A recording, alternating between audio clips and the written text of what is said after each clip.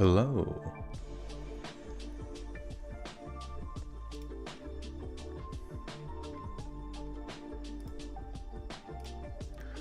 Boinga shboinga.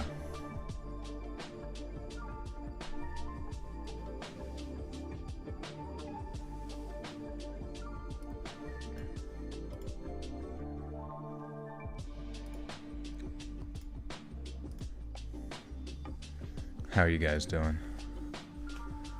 3 a.m. in the UK. Perfect, perfect. It's the exact time I want it to be for you guys over there in the UK. Hey, Tree Flesh, what's up? You missed me. I missed you. Miss me with that bullshit, that bullshit. You lost 5 pounds. Congratulations. Every day, closer to the goal. Just gotta stay disciplined. Changeling Blaze, welcome back for 5 months. Is playing Monster Hunter Rise when I got the notification to stream. Nice. There's really no better game to be playing whilst listening to a Let's Read stream than the old grind of Monster Hunt. Wart, wart, wart. Oh, Melissa, you got me. It wasn't even who we thought it was.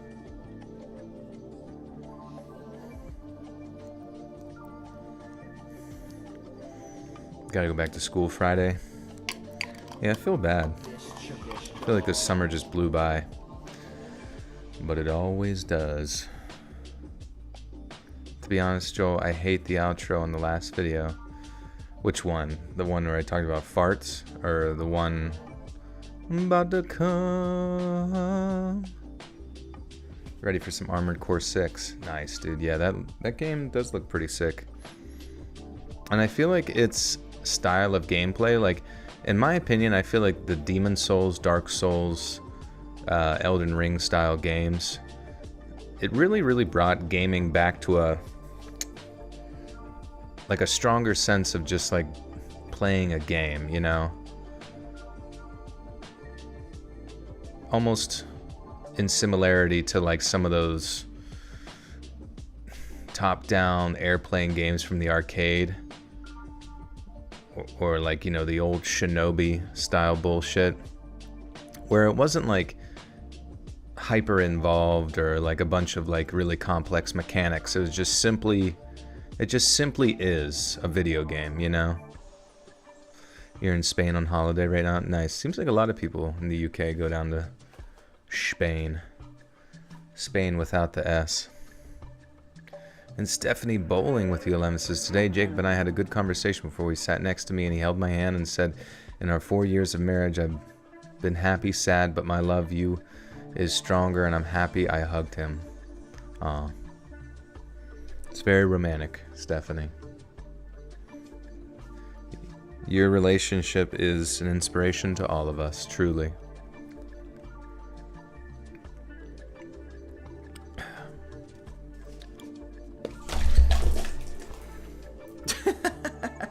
Fuck. As I said that, I spilled my tea everywhere. Fuck me. Oh, a second, goddamn.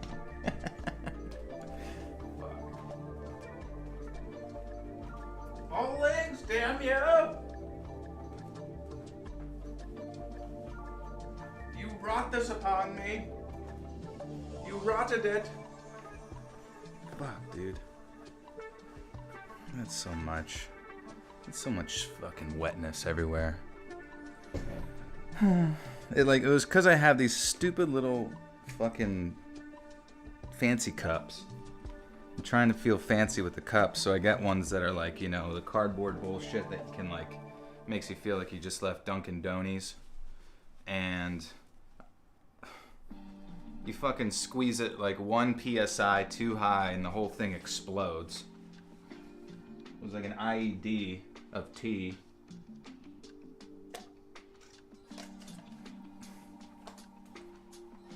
I'm lucky that wasn't nitrous oxide. My whole hand would be gone.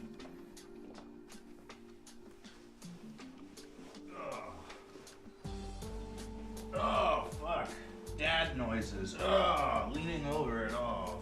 My hamstrings. Fuck. Damn. Swear words, swear words, swear words. Okay, we're good. Sorry. I sound distant. Yeah, because Stephanie Bowling just destroyed my entire little pre-stream drink. Fuck, dude. And for some reason, dude, God damn it. Now this pad that I was sitting on is like sticky as shit now. Why is it sticky? What is happening? This is like a terrorist attack.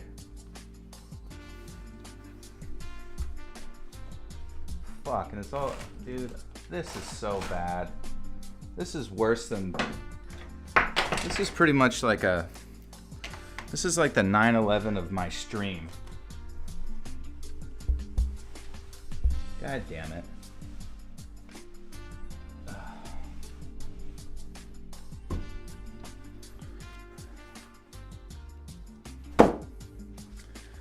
Okay. Stephanie, thanks for the 2. I gotta be careful reading your things or something bad's gonna happen. Tomorrow I'll be taking Brandon to the mall. Fuck yeah, dude. That's awesome. Take me with you. Damn it. No, I don't have any tea, man. That's so fucking scuffed. Can somebody please Airbnb me some tea?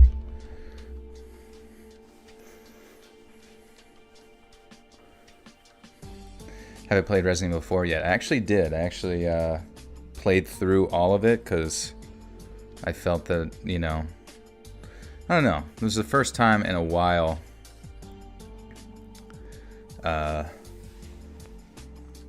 First time in a while to actually just play through a single player game. And I've always wanted to kind of know what the big hubbub about Resident Evil 4 was, because back in the GameCube days, my one buddy was obsessed with it. And, you know, I never got to... Well, I played it a little bit, but it was back then, even in, like, 9th grade, I was a little scared of it. I was got a little bit spooked. And I was pretty spooked during this playthrough, too, but it didn't quite strike me as much as it did when I was a wee lad. And Nick Zakzak with the 2 says, I love the live streams, you're the best, go get tea. Nah, it's okay. Wort. We cringe on. We cringe regardless. Lasai.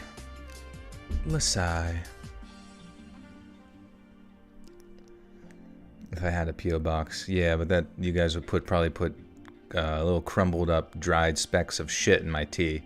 And then I'd be drinking the tea and I'd be drinking feces. I know that would happen. This is a reality. Playing Overwatch on a fresh account is so nice. All the people suck. Yeah, I feel like it only takes like a game or two till they get you figured out.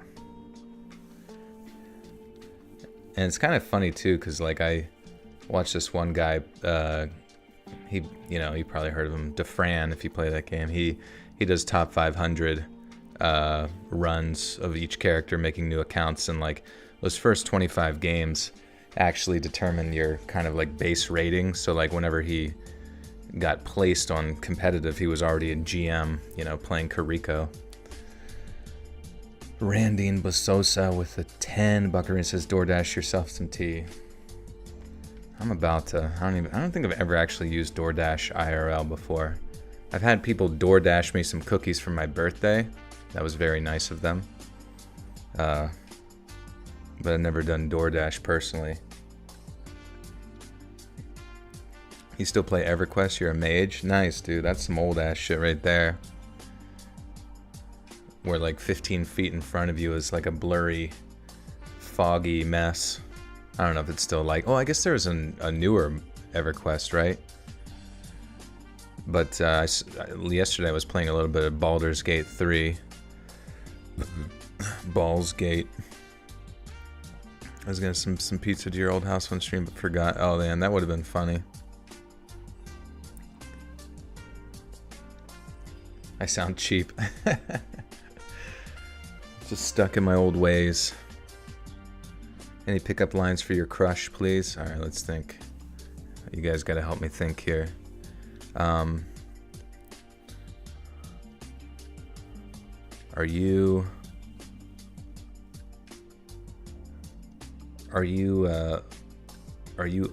Is your name Oppenheimer? Because you're making me atomically explode with cum. Or jizz. Or just you say you have because I have atomic jizz. No, don't do that one. That's not good. You could. What's the best tea? I don't even know. Not the one that I spilled on the floor, obviously.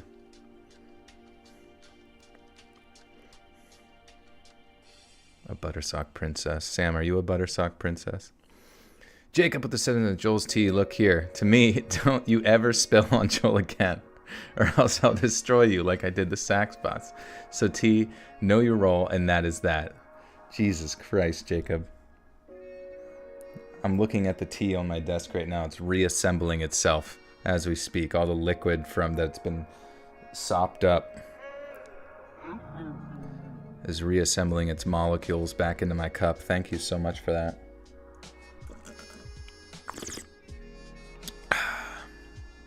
Hey girl, you subbed to Let's Read? Because you look like you got a butter sock. You got a sock full of butter. How long's the live gonna be? Oh, maybe 3 hours, we'll say. It really depends. It really adult depends. It really depends. Extra absorbent. You say Arizona green tea's pretty good. Yeah, but what about the one that you gotta put in the fucking hot water and let it steep? Is your father a jeweler? Because you're a real gem. Because you're an uncut gem. See, that would be a good circumcision joke. What scares me the most, paranormal or killers? Well, I can say that, I guess outright killers is probably more scary, but paranormal to me seems to stick with me more because the more I think about it, the more it feels real. What's up, Alex? Notifications actually work? Let's go, dude. Another 6 minutes, we'll kick off. We'll kick off these Reddit stories. We got 15 of them, ladies and gents. Ladies and genitals. Buttersock called Prophet. This is Joel. Or Jacob. Just cut a promo on T. That's badass. Just cut the shit out of that promo. Do I believe in ghost? I believe in one ghost. The holy one. We should bet on the live time. It all depends on how irritated with pronunciation. Yeah, this one shouldn't be as bad. Because it's all top-notch Reddit writers. Labias and genitalmen. That's pretty good. Labias and genitals. Love from Australia. Thank you, Kira. Good to see you. How's it going down under? I guess you'd be at, what, 12 hours ahead? 10 a.m.? Are these real stories? Oh yeah, real as can be. Real as the Easter Bunny. Real as my will to live after I drop my tea.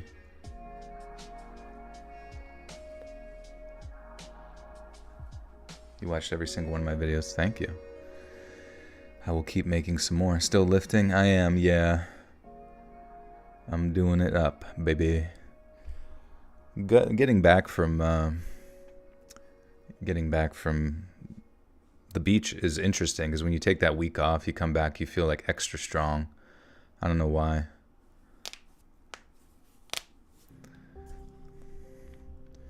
Will you be scared? You will be petrified. You're going to be looking down, you're going to be listening to the stream, you're going to be hearing a spooky Reddit story about a 14-year-old girl, and suddenly you're like, what's that? What is that wetness? Turns out you pissed in your bed. You're just so spooked. Oh yeah, me cracking my knuckles has to be on somebody's bingo card. You got a serious question, Claire? I wonder what it could be. Strange to hear me talk as a real person. I know, right? I'm a real boy. Spilled my tea out of my bladder, yeah. Well, we do know that those cups suck, then. That's so annoying. Barely even squeezed it. Must have gave it a death grip or something. It just popped. All-time favorite food? Definitely lasagna. You can't go wrong with it. But there's so much good food, though. Are you a tall boy? Because I'm an alcoholic. There you go.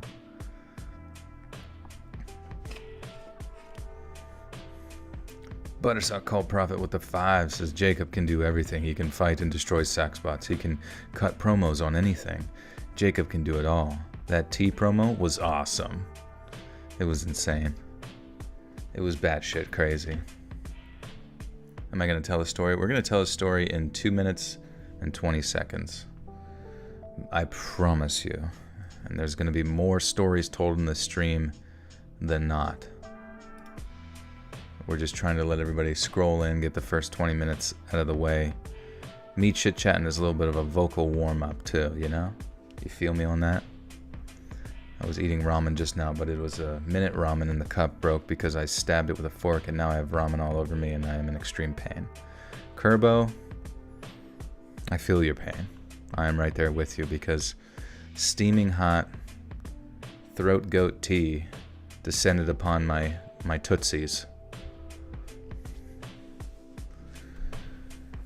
It was not a pleasurable experience. Are you gonna let's read? Thoughts on Chipotle? I used to go to Chipotle for years and years after working out in the past. But I think it was just like conveniently there, you know what I mean?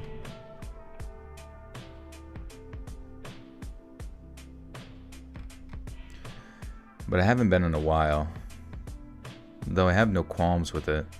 I do enjoy just like a big ass burrito, like one that they have to like double wrap and just like put everything in it, you know what I mean?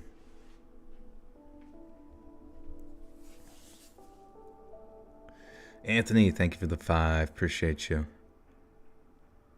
You had food talk on the bingo card, perfect.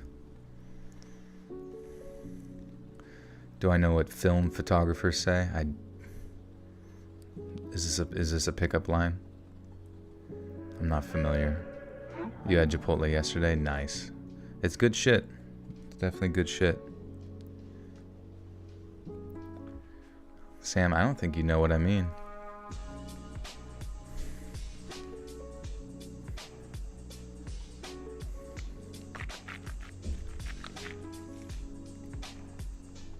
Alright, fuck it. Let's go over the reading thing 20 seconds early. If you enjoyed the music before, macro blank, flesh and soul. Hey-you! Ooh-wee! Chipotle's guacamole is top tier. It needs to be spicier, in my opinion. I don't think it's very spicy. Alright, we made it. Hello, hello. Thanks for being here. Click the like button, click share, just click something. Click the nuclear launch button. Have you had punch? I don't think so.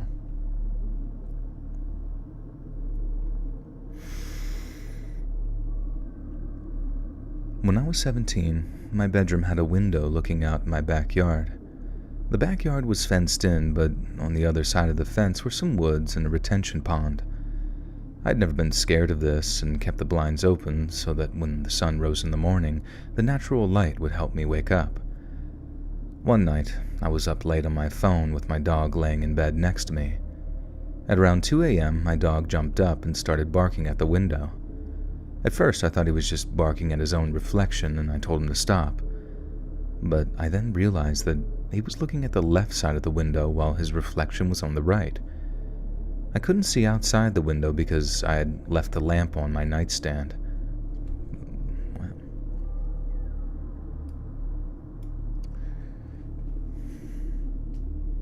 Love the dark web. Yeah, that dark web video is doing really well, so thank you guys for tuning into that. Also, there's a new podcast out today if you guys want to listen to this over on podcast, the Let's Read podcast. Every Tuesday, that goes live. Some hot remastered audio, big compilations, where you can save huge on data.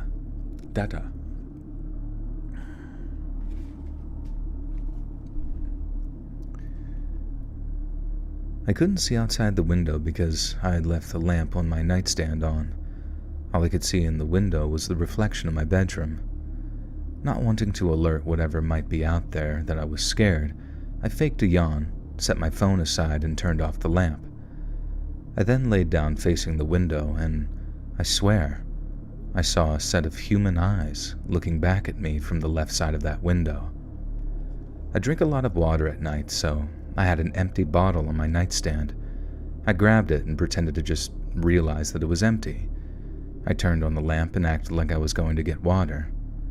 I went to my parents' room and my dad told me not to worry. We had these motion-activated floodlights and they hadn't turned on, so there was no way anything was out there. I went back to my room and told myself that I was just seeing things. I closed the blinds and turned on the lamp and got some sleep. Wait, turn on the lamp or turn it off? He turned it on, right? You would turn it off in that situation.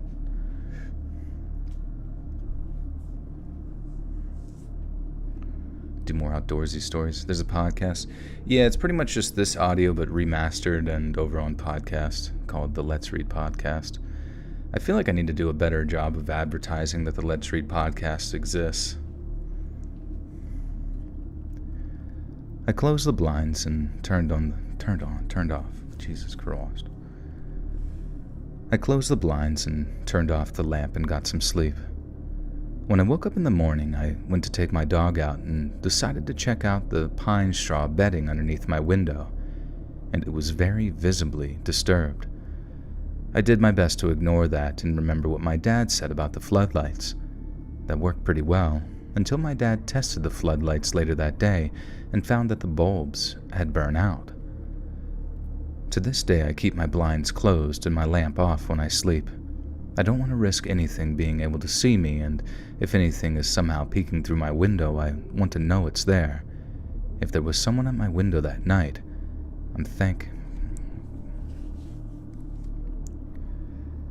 If there was someone at my window that night, thank God my dog saw it first.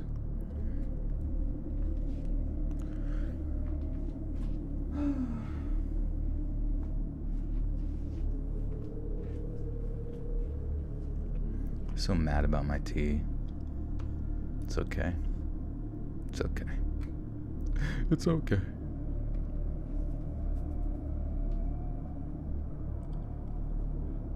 You just woke up? Nice. Welcome to the real world.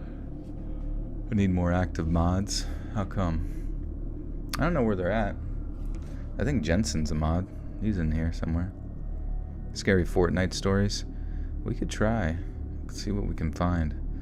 I do remember, like, every time there was, like, remember the clown shit in 2016? And then when Fortnite came out, I do remember, like, Chills would make videos specifically on those topics, and I was like, this guy is fucking brilliant.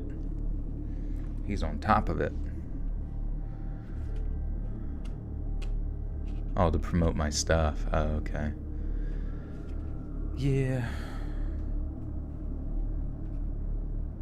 Blind listener checking in, and after several months, it's certainly been a while, but I'm glad to be listening live again. Good to see you, Sedimentary.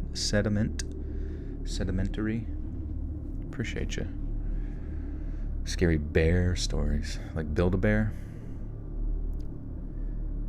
America Online was a big thing when I was 13, or in other words for my generation, AIM, which stood for, you guessed it, AOL Instant Messenger. It was around 2002, and I would have been a fresh 13. It was around 2002, and I would have been a fresh 13-year-old in 8th grade. I had many times went into chat rooms by myself or with friends goofing around. Unfortunately, unsolicited photos were a thing then too, but usually you could steer clear of it by the chat room you entered. What is this? Is this English? I'm gonna put this shit into ChatGPT to fix the grammar. This shit's annoying. Bong, bong, bong, bong, bong, bong.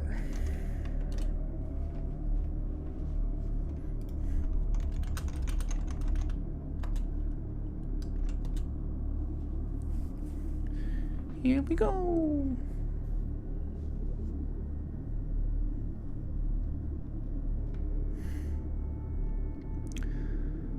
Okay.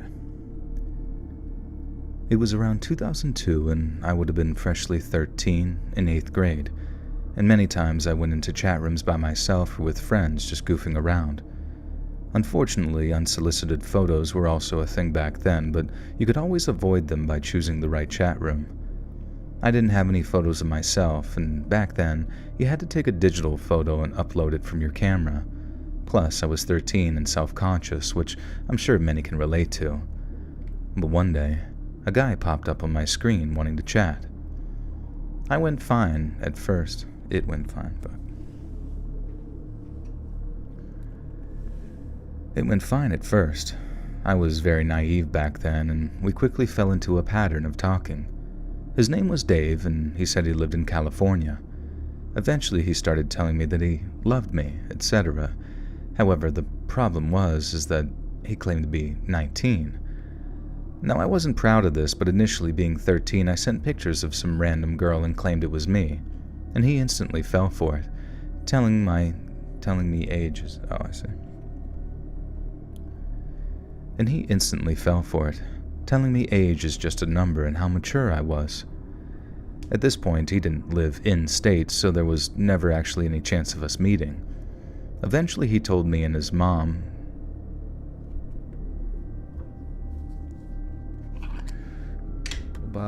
Who else said, "It's a me, a Mario"? It's a me, a Mario. What happened to my tea? I'm pretty sure a ghost disarmed me. Swatted that shit out of my hand.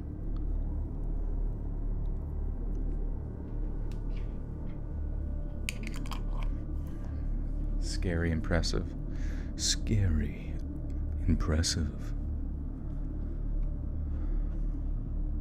Can we spam like now? What are you gonna spam? Hopefully nothing bad. Like actual spam. Actually, that would be kind of a good emoji to put into the chat, like spam. So if anybody starts spamming, you can spam the spam emoji to counteract their spam. Spam the spammer.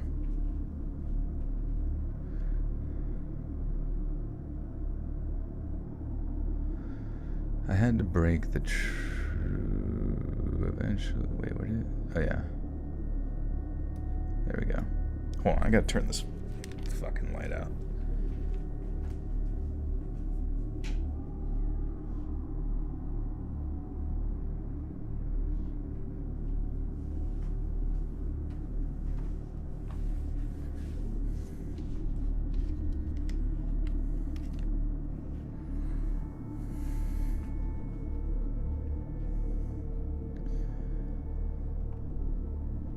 Eventually, he told me Jesus Christ. Eventually, he told me he and his mom were moving to a city about an hour and a half away from me. He started begging me to see him, go to a movie, anything. I had to break the truth about the catfishing and say those weren't pictures of me, but of someone else. And he was furious. He had been envisioning a different type of person this whole time. Dave forgave me a few days later, saying, "I still want to meet you because I love you for who you are." He used all the right words to get a young girl to swoon, and looking back, I realized how young and naive I was at 13. So I told my best friend everything I had explained above, and that I wanted her to go with me to meet him. We had a whole plan for him to drive to me and to go to the movie.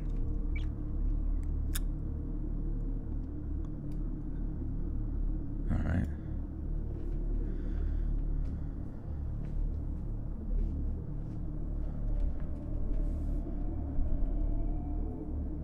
We had a whole plan for him to drive to see me to go to the movies, all because I believed that this was normal. I didn't tell my mom, of course, and honestly, she hadn't noticed any of it happening to begin with. On the day my friend and I were supposed to meet up with Dave, her mom came and picked us up from school. She said something that made my stomach drop. She said, "Chrissy, you're not going to the movies. You're not meeting that man. You could get seriously hurt or kidnapped, and I can't allow you guys to just go." I remember crying, and crying because I genuinely thought that I could handle everything and be fine. She told me she wasn't going to tell my mom, but I had to promise to never speak to him again and never plan to meet a stranger online. He ended up showing up and was upset I wasn't there. He went on AIM and lost control, something I hadn't seen at that age. It scared me. It scared me to think how close I was to having him near me. I never talked to that Dave again, but I easily... Whoops. Rosa Diaz, welcome back for 17 months. It's long time no see, everyone. Hope everyone has been well. Your girl is officially halfway to her black belt. Holy shit, congrats, Rosa. That's freaking awesome.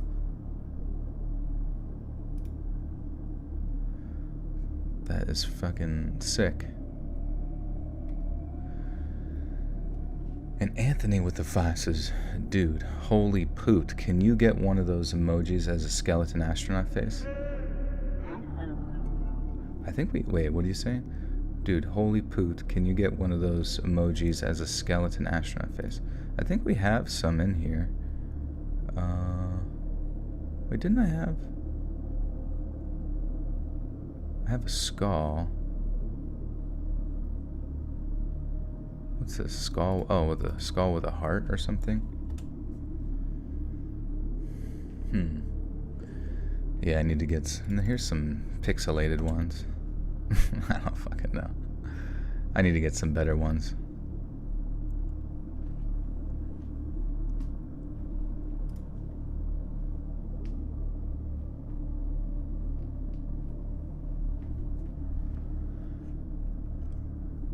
I never talked to Dave again, but I easily believe that if my best friend's mom hadn't intervened, I could have been kidnapped or worse that day.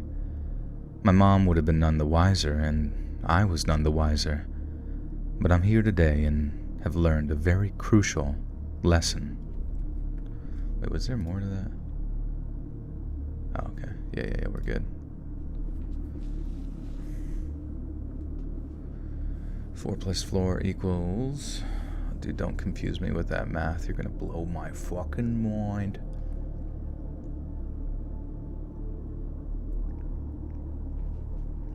Damn, I keep thinking I'm gonna reach for my hot tea and it doesn't exist anymore. This is a living hell. Alright, story 3 of 15. Anybody, where's Lynn to keep track? Lynn Ben. Good morning from Germany. Guten Tag. Guten Tag.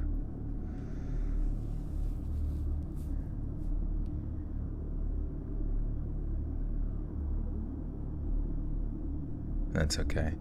If we go a while, I might get some more tea, but nothing without my tea bags. I let them rest underneath my eyes while I sleep. You know what's kind of insane? I got this fucking aloe-based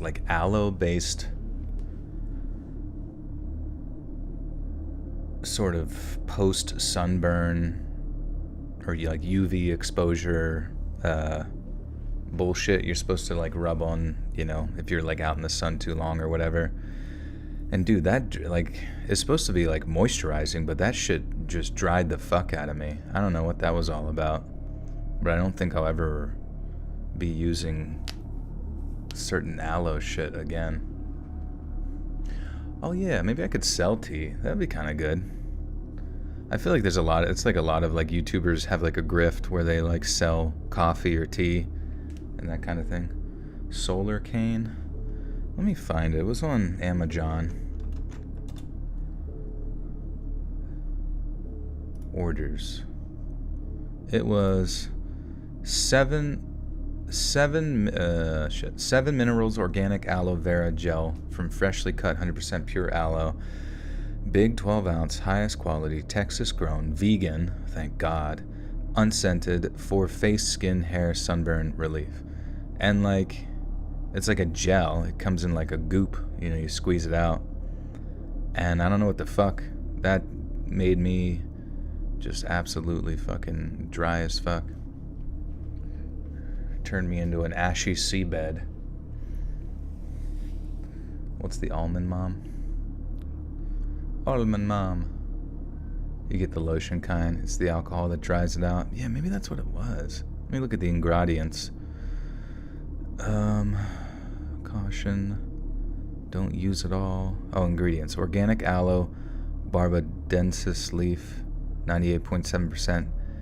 Agar, citric acid, absorbic acid, potassium sorbate. Sorbet? I'm vegan. No, I don't know if you heard the tone of my voice, but it was sarcastic. You just grow your own aloe. Get the Hawaiian Tropic After Sun Moisturizer. It's awesome. Okay. Yeah, I had this spray that I got from Rite Aid that works pretty decent. And then I was applying Aquifer. I don't know. Do you guys ever use Aquifer? I know some people use it for tattoos and shit. But, man, Aquifer fucking rocks. I feel like it just, like, heals everything so fast.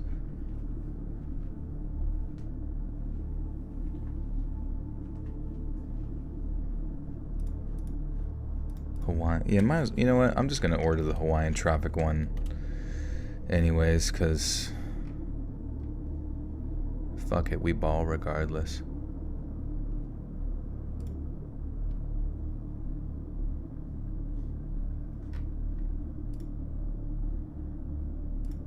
By now, you've probably heard. Aquifer, yeah, it's from seals. They shear it off of seals, their fur.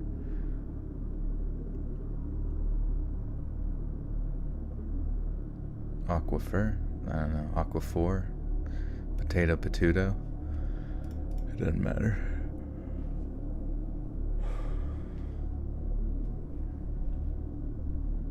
Aquifer is highly wrecked. What's wrecked?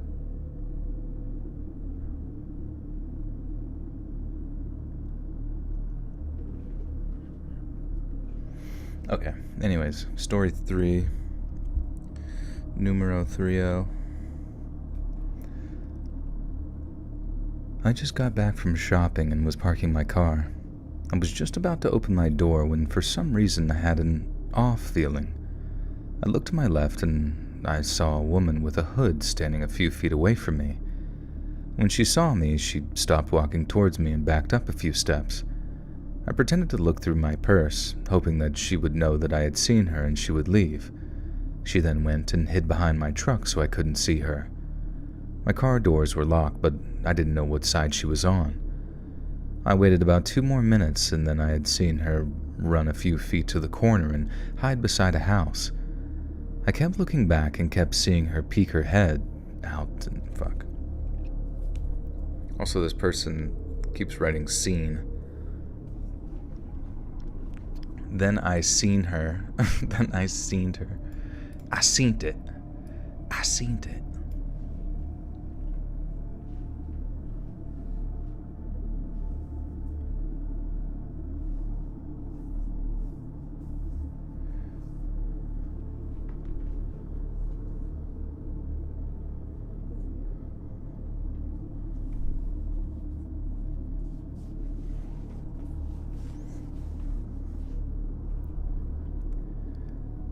I kept looking back and kept seeing her peek her head out to see if I got out of the car.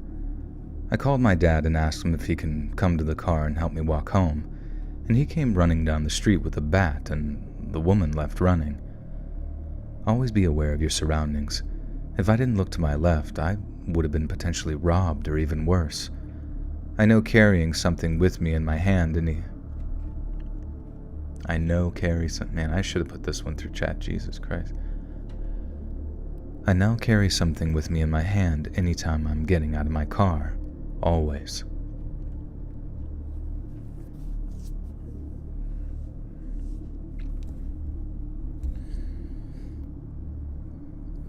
Bing bong. Alright, story 4-0. You know, fuck it. We're just gonna put it through chat BBC. There's your one for your bingo card.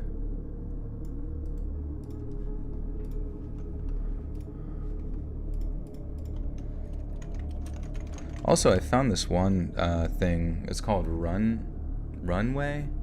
It's like an AI thing where you can put in just solo frame images, and it will make like a 4-second video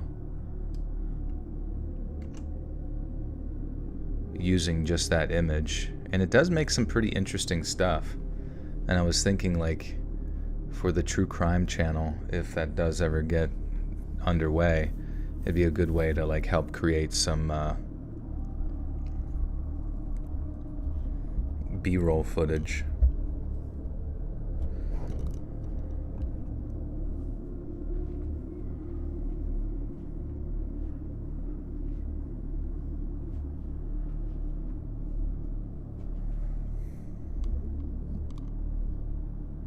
Been talking about doing bingo. Yeah, somebody, if you check my Twitter, somebody actually did it, and it was pretty hilarious how in order it was.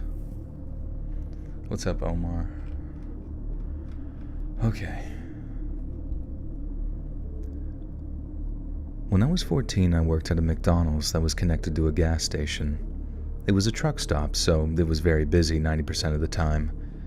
The only downside to working at a truck stop fast food place was that the bathroom was on the complete other side of the building. I was a freshman in high school, and at the time I was pretty small, maybe not in height, but in size. I was around 5'6" and anywhere between 130 to 150 pounds. Not super tiny, but small enough to where I might have been an easy target. This wasn't a fear of mine, however, but maybe it should have been. I remember I was in gym class. It was maybe the middle of the school day, and it was one of those days where we could just sit on the side and catch up on work for other classes if we didn't want to participate in the game. My friends and I did this almost all the time and almost never actually worked on anything important. We were laughing and joking around until I received Power School notifications on my school iPad excusing me from the remaining classes of the day. I was really confused because my mom hadn't mentioned anything about picking me up early, and I was only seeing my dad every other weekend, and he wasn't the type to pick me up from school. I was grounded, so I didn't have a phone with me other than a cheap flip phone my mom had gotten me from Walmart. I texted her about the notifications, but before I got a response back from her, my gym teacher told me that I needed to grab my things and go to the office because my mom would be picking me up. This confused me more, and I shot my mom another text asking if she was picking me up from school. She freaked out and told me not to leave the building.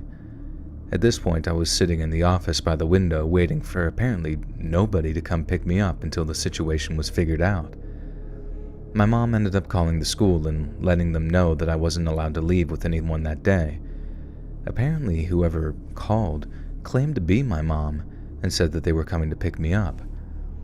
As far as I know, nobody ever showed up to pick me up, and I didn't hear anything else about it. My mom wasn't comfortable with me working at that truck stop, and we got my location switched to a McDonald's that was closer in town and wasn't connected to a gas station. What we think might have happened is someone saw my name tag and possibly called all the schools in the area until they found me, but I still have no idea how they would have known my last name. With that being said, creepy stranger who pretended to be my mom over the phone and tried to pull me out of school. Good luck. Not good luck, what the fuck. Better luck next time. There we go, that makes more sense.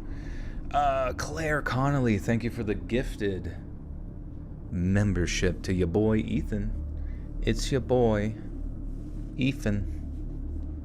Ethan, you got access to bonus content now, my friend. Let's read bingo needs to include, needless to say, Do I say that, or is it written in the stories? I assume it's written in the stories, because I feel like needless to say is not one of my typical phraseologies. What's up, Donkey Kong?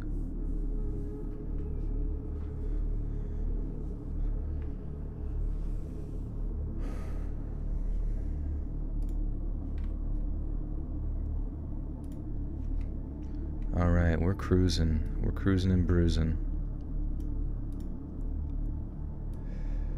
But, excuse me. Excuse me. Fix this grammar. The one good thing about upgrading for the chat GDP thing is that I do notice that the old version, the 3.5, works a lot faster now. Oh, you're happy, Ethan? Hell yeah, dude. Yeah, thank you for the gift, Claire. It's pretty sweet because, yeah, so Ethan, you'll have like a month here to like burn through all the bonus content, which the bonus content is in a playlist called, I think it's called bonus content, membership content. And there's, I think, like 22 videos, so enjoy it while you can. When you first started your channel, did people end their stories with Let's Not Meet, and did you have to cut it out because of the Let's Not Meet pod? No, I don't cut it out for any particular reason other than the fact that I find it kind of cringe, I guess, or like repetitive. And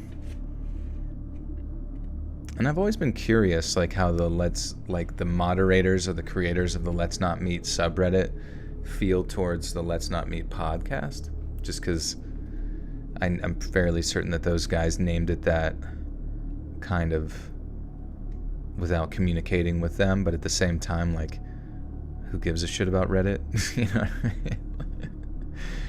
Like a bunch of fucking neckbeard moderators are gonna be bitching. It's like all they do anyways, so let them be upset.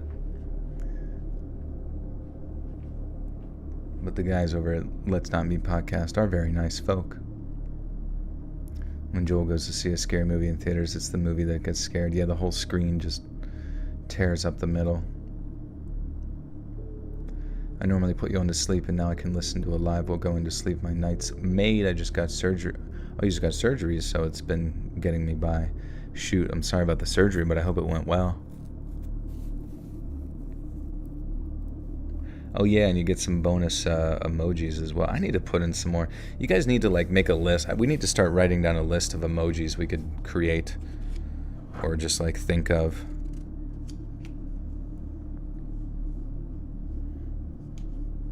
I'll get my pen. I'll get my trusty pen out. I got Karen stories written down, so we're definitely going to start compiling some Karen-related topics. All right. All right. Let's read this next one. I'm a 20-year-old female, and I recently moved into a new apartment with my boyfriend, who works away for long periods of time. An older man, maybe 50 years old, started to become pretty friendly with me, knowing that I was new to the complex. I made the mistake of telling him that I live with my partner, but he's away for work for a while. Almost every day after that, he came knocking on my door and waited if I didn't answer. He would leave after about 5 minutes of knocking and no response. Now, one time I was out in the common grass area playing with my brother, a 2-year-old little boy, whom I would occasionally have over from time to time and babysit.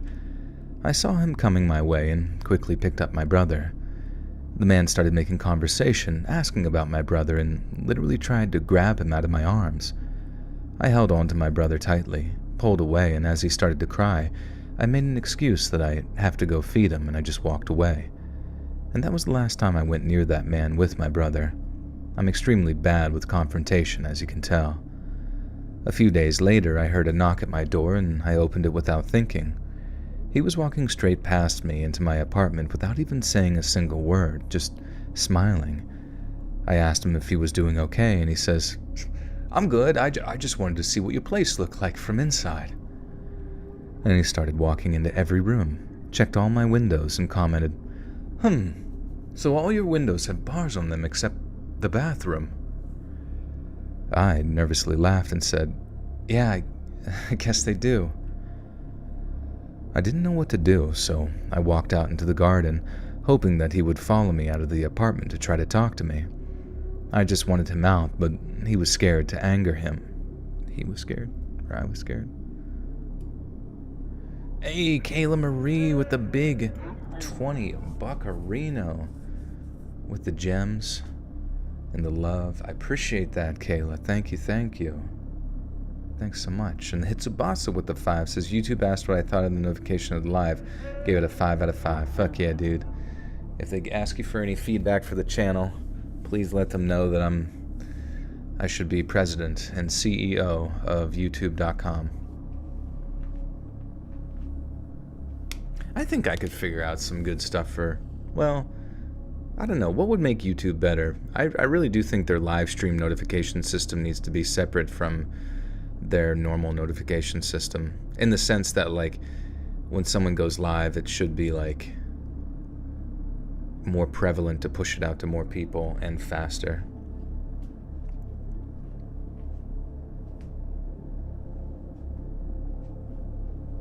Someone hit me with the cherry picker while I was 20 feet in the air, almost tipped and hurt my back and ribs. Oh my god. That's scary. So wait, what were you doing 20 feet in the air? Were you on like a separate cherry picker? Yeah, there should be trumpets that play every time I go live.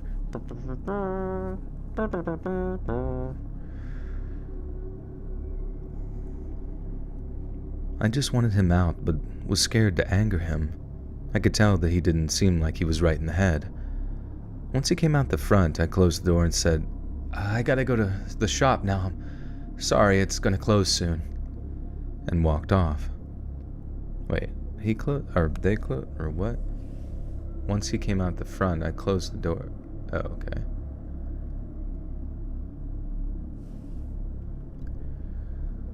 Once he came out the front, I closed my door and said, I gotta go to the shop now.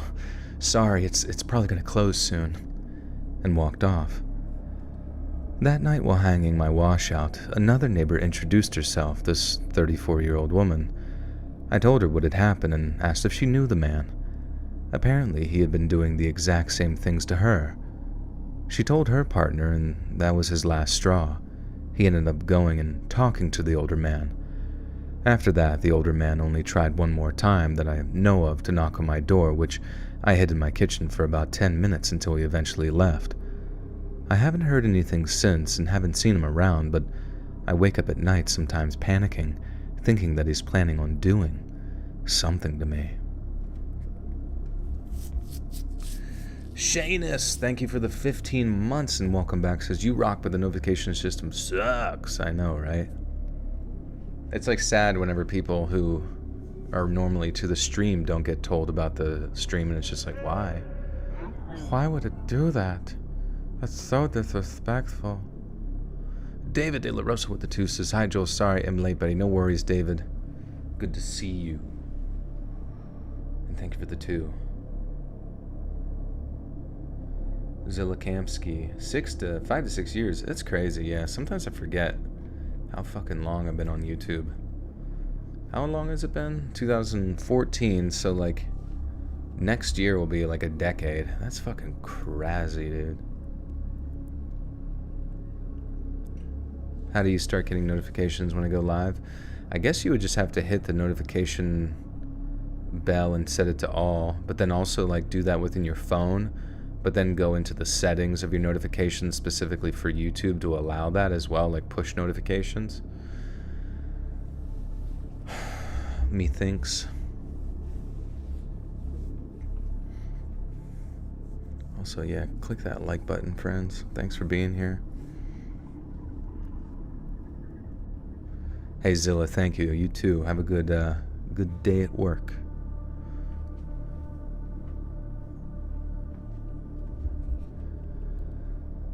My mom and I, a 9-year-old female, were shopping for bathing suits in a big department store, just the 2 of us. We were the only ones in the women's fitting rooms. I needed a suit in a different size, so my mom said that she would go look for it. I locked the door behind her and was just kind of vibing in there by myself. Not long after she left, I heard someone walk into the fitting rooms and stop. A man spoke. "Hello?" I didn't answer. "Is someone in here?" My 9-year-old self was that my 9-year-old take.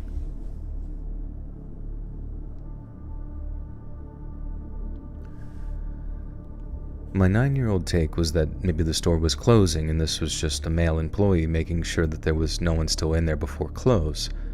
I wanted to pipe up so I didn't get locked in, but I couldn't answer. I suddenly had this horrible feeling of dread that was so overwhelming in the moment I couldn't actually move or speak. There was approximately 20 seconds of silence before he repeated the question, and approximately 20 more before I heard him leave the fitting rooms. My mom turned up not long after and we left. I didn't tell her about this until I was 21. I still think about this encounter after years of learning to trust my gut. I've only had that exact feeling a couple of times in my life since, and each time it was clear that my life was definitely in danger. Maybe it was nothing, but I still wonder about it and remember it putting me on edge, even as an adult. An adult.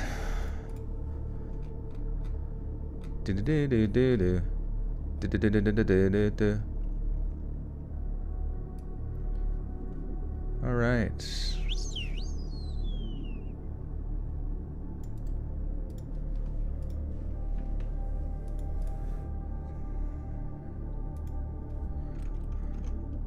Fix this grammar. This story's too scary for you, Nippy. You're gonna nip it in the bud. Joel could sell powdered tea like a water additive packet, but dissolvable tea. That would be sick. I wonder how well it would actually do. Just like selling like one specific thing every... I don't know if it would come off as annoying, you know what I mean?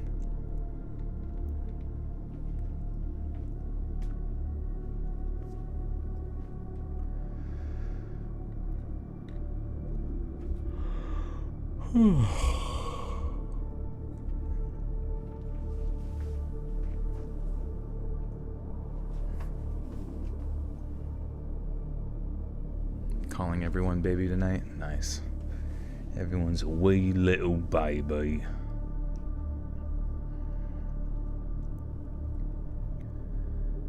To start off, I'd like to state that I'm a 20-year-old male who lives in the UK in a house with my family.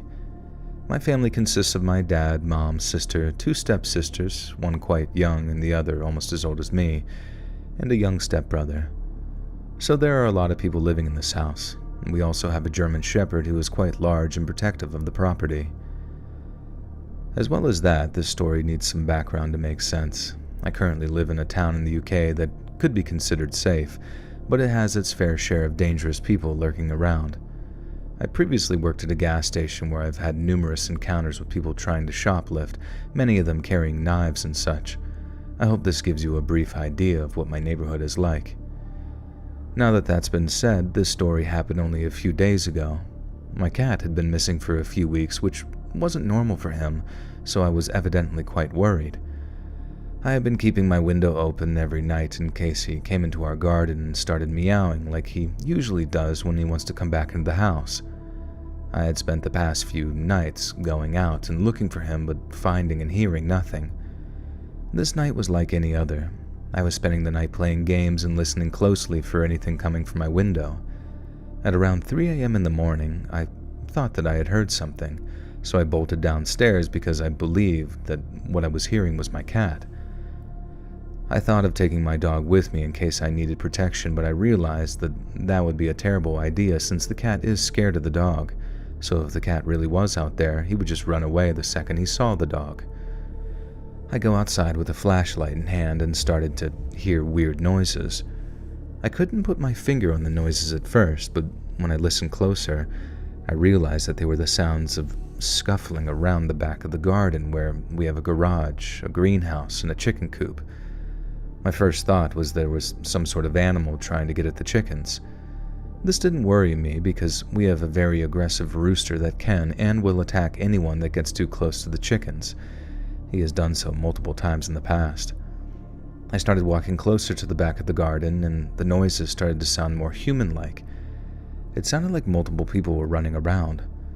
I was confused and stopped for a moment, standing there and listening. A gut feeling started brewing in my stomach, telling me to just go back inside, but I couldn't move. I didn't know if it was because of fear or me trying to come up with a reasonable explanation for the sounds. The more I listened, the more frequent the sounds got, as if something or someone was trying to lure me to them. I went back inside to grab the biggest knife I could and started scanning the garage with my dog, finding nothing. When I got back outside, I heard the chickens going crazy, which made me think that there was an animal attacking them. I walked to the chicken coop to check on them and make sure that they were okay, and they calmed down. As I exited the chicken coop, I soon realized that the sounds had all stopped.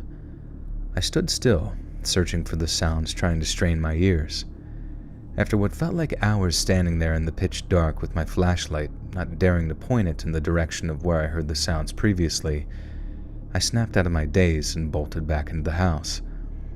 I made sure to lock the front door, and when I got to my room, I left my window open, and to my surprise, I heard whispering coming from the garden, and then a sudden metallic bang. I thought I was imagining things, and this was all some sort of dream or hallucination. The next night, I went out again, calling my cat's name multiple times, but I got no response. And then I heard the snapping of branches coming from the direction where the greenhouse was located. I stood there, and I heard a person scraping or hitting something with a stick, followed by footsteps coming towards me. I hurried back into the house, and I heard my gate opening, so I locked the door just in case. Right after I closed the door, the handle slammed down, which scared the life out of me. I immediately thought that it was someone from my garden coming for me. I opened the door, ready to fight the person on the other side, and it turned out to be my sister coming back from walking the dog. I'd like to say thank you for her scaring the soul out of me and putting me in full flight mode, and she asked me, "Wait, what?" I'd like to say thank you to her. What the hell? Your back hurts? I'm sorry.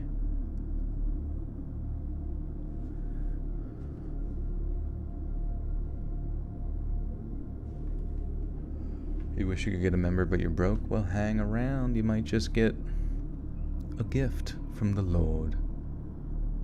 Oh, you don't feel like setting up the gift accepting thing right now? It's late as hell. Oh, no worries. What's up, Carter? How art thou?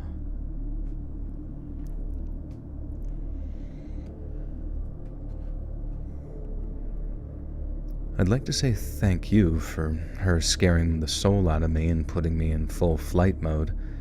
She asked me why was I going around locking all the doors, and I explained to her everything that had happened over the past few nights, specifically what happened the night before that, and... What? God damn it, I fuck up one time. I'd like to say thank you to her for scaring the soul out of me and putting me in full fight mode. She asked me why I was going around locking all the doors, and I explained to her everything that had happened over the past few nights, specifically what had happened the night before and that night. After I told her the story, she obviously didn't believe me and told me that it was all in my head. I told her that the sounds were there right now and asked her to come with me if she didn't believe me. We stood in the garden, listening, and on cue, the sound started back up again. My sister stopped dead in her tracks. I looked at her and said, "I told you so," but she shushed me. The sound of someone jogging or sprinting towards us came from the darkness. We both ran back into the house, and my sister reasonably demanded that we lock all the doors in the home. On the third night of looking for my cat, I was sitting in my room and decided not to go outside because of all that had previously happened. At 2 a.m., I decided to go outside and look for my cat once again. I put on my coat because that night I was determined to finally find my cat and put this all behind me, not caring how long it would take. I stood there in the open pitch black outside again, calling my cat's name, but I didn't get a response. I went to the front of the garden with my flashlight, looking and calling for him as well. After not getting any response, I sat myself down on the front steps of my house, flashing my light and still calling for my cat. An hour went by, and I got thoroughly bored just sitting there doing nothing. I started walking around the garden again, headed towards the greenhouse. I stopped myself, remembering what had happened the previous night. Thinking about it, I went and got the dog, both for protection and because, as stated before, the dog would bark if the cat was there. This would tell it. Shanus, thank you for the gifter. To Monica Umana. Welcome, Monica. Thank you, Shanus. Again, appreciate you.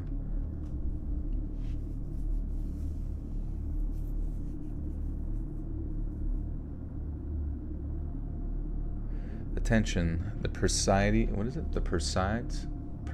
will be starting in 5 days. Also, someone who I know lives in Venus, Texas claims a UFO went over them last night. What is the Perseids? What are you talking about?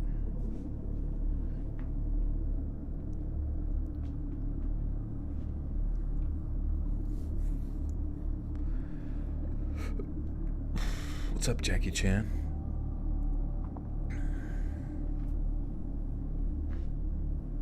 Oh, it's a meteor shower. That's cool. The Perseids. The Perseids? Perseids.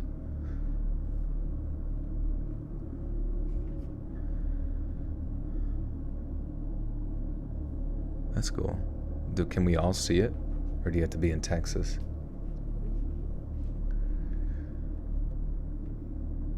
This would tell me if the cat was there or not.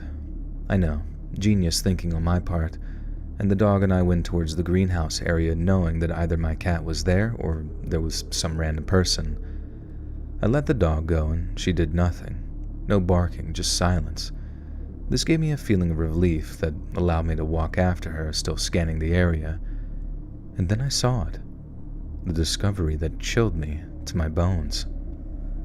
Someone had sunk a stick into the ground through a plastic bag. Now you might be thinking to yourself, why did a stick in the ground scare you? The reason being is that it was sunk so deep into the ground that not even me... Oh, we got more. Not even I.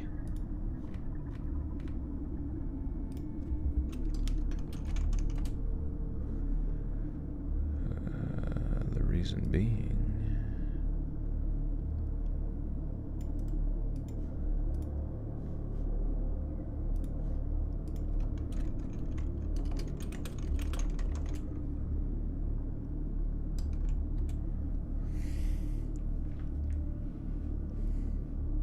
Aries Wolf, what's going on? Is prominent over the US? Okay, sick. So 5 days from now we got a meteor shower. What day is it? 1, 2, 3, 4, 5. It's Sunday then. The 13th, right?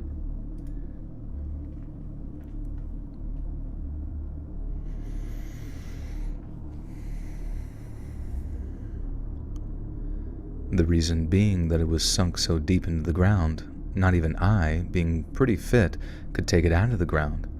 Someone had stabbed that stick into the ground with a scary amount of force.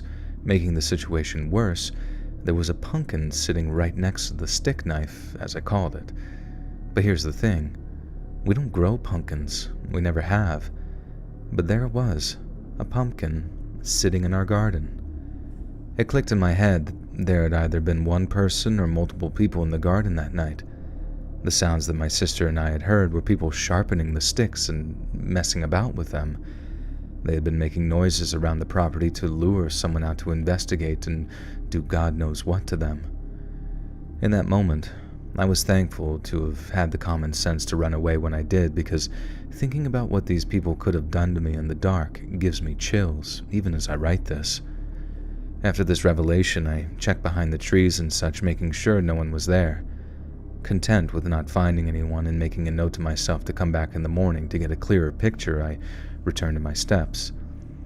I sat there, waiting for around an hour longer. Starting to get tired, bored, and hungry, I went back into the house.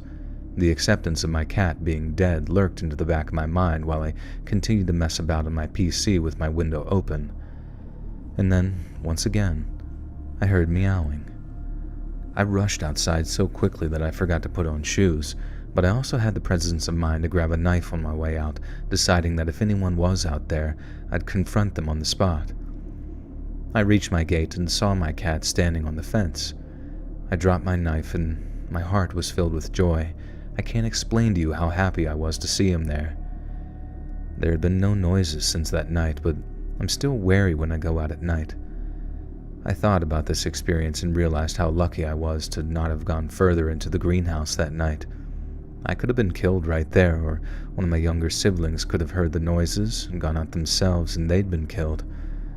I try not to dwell on it too much because the thoughts really disturb me. I've included... This has been one of the scariest... Okay. I try not to dwell on it too much because the thoughts truly disturb me.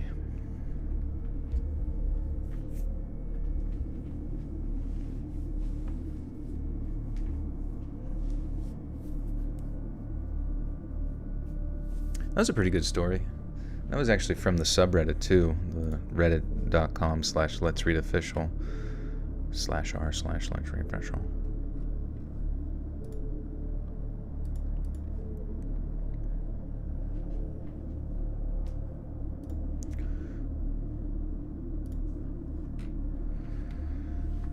Okay, we're cruising and bruising.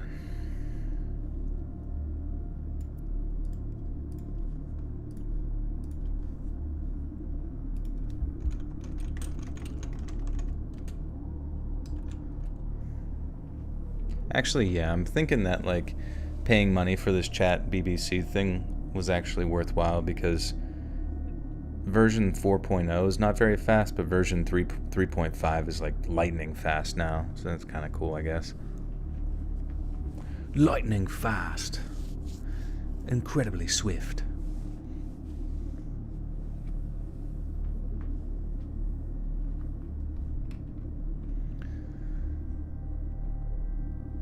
When I was younger, around 20, I'm now 32, I worked in an assisted living home in rural Minnesota.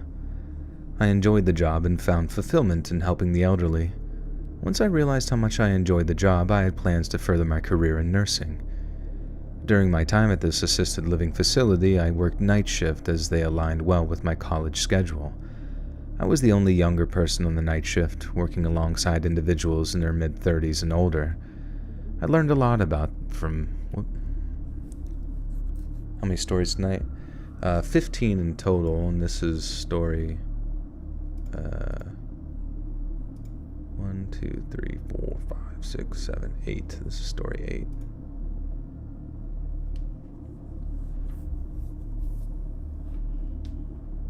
You're turning 134. Wouldn't it be cool if we could live that long? If, like, 100 years old was only, like, halfway through our lives. Do you think the world would be different if people, like, comfortably lived to be 200 years old or 300 years old? I feel like the population would obviously be bigger, but I feel like people would be even, like, wealthier.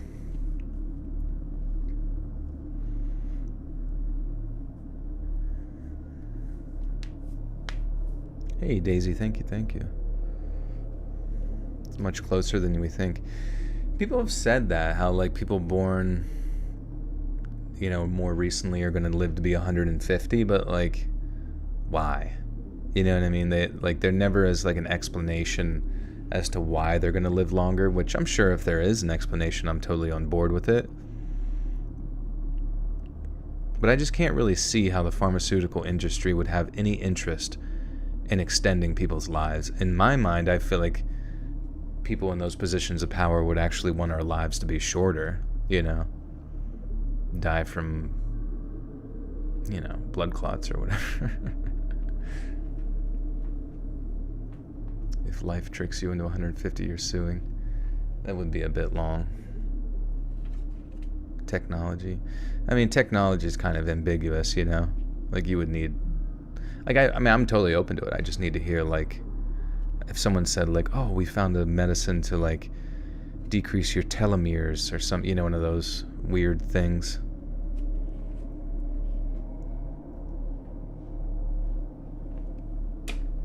The telomeres.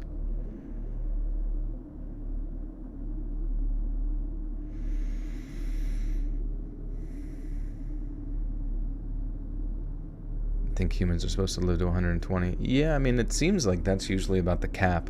Like the oldest person in the world tends to only live to like 110 or 120 at the most.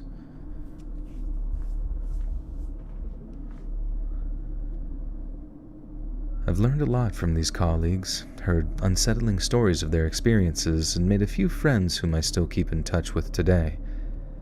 One night while working there, I was assigned to the third floor where there were about 15 residents at the time. I had gotten to know all of them and had become particularly close to a few.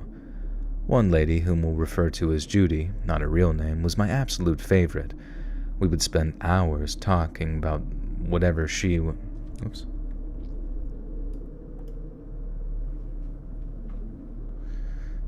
Ariana Grande divorced her hubby for freaking SpongeBob? Wait, what do you mean? Who's SpongeBob?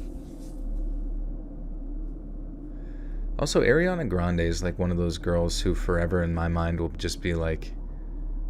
She's like perpetually looks like a kid to me. Like she just doesn't age.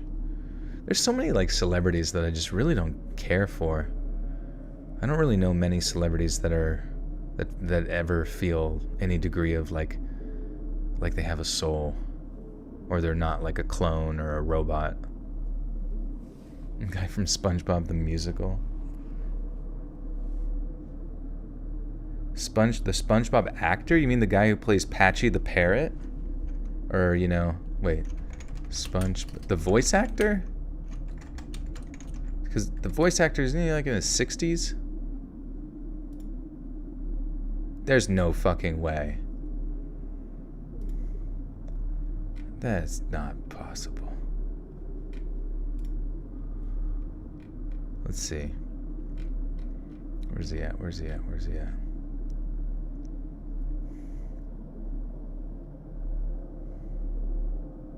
Except for me. I'm not a celebrity, though. I'm just a fucking random dildo who does YouTube. Alright, wait. Actor. The Flying Dutchman. Where's... SpongeBob SquarePants. Wait, where the hell is he? Yeah. Thomas Kennedy. He's 61. You're telling me that Ariana Grande is now dating a man who is 61 years old and plays the voice of SpongeBob? I'm looking this up on the internet. Ariana Grande is not dating SpongeBob voice actor. His... Okay. This is so fucking funny, though. I loved you growing up. I'm SpongeBob. I'm SpongeBob. Wait. Jill Taylor, the wife of SpongeBob voice actor Tom Kenny, had to clarify that her husband is not dating Ariana Grande after news broke of the singer's romance with Ethan Slater. There might be only one pineapple under the sea, but there are two SpongeBobs out there, and Ariana Grande is only dating one of them. Jill Taylor, and the wife of Tom Kenny, who's been voicing the cartoon Sponge for over 20 years on Nickelodeon, had set the record straight when some fans thought the pop singer was dating Jill's husband. The confusion arose when The Cut posted a headline to Instagram on July 20th that read, "Is Ariana Grande dating SpongeBob now?" The square pants in question is actually Ethan Slater, Ariana's co-star in the upcoming Wicked film. Oh, I guess they just look alike. That's hilarious. It's like a younger version. See, if the SpongeBob actor lives to be 150, I would believe that. I'm SpongeBob.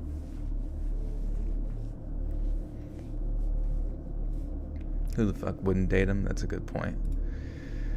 He's a very talented voice man. The live action SpongeBob actor. Like, first off, why was she at like a SpongeBob musical? And I can only imagine her just like looking up on stage and he's just wearing like this huge, giant rectangular like cardboard cutout of SpongeBob and like sees her in the audience. She's just like, oh my god, I'm SpongeBob. Look up Ethan Slater. Alright, 1 second. I almost typed in look up Ethan Slater. Ethan Slater. That should be his movie. Look up Ethan Slater. Holy shit. He's got some Harry Potter vibes to him going. It kind of looks a little like Ron Weasley mixed with Tom Holland.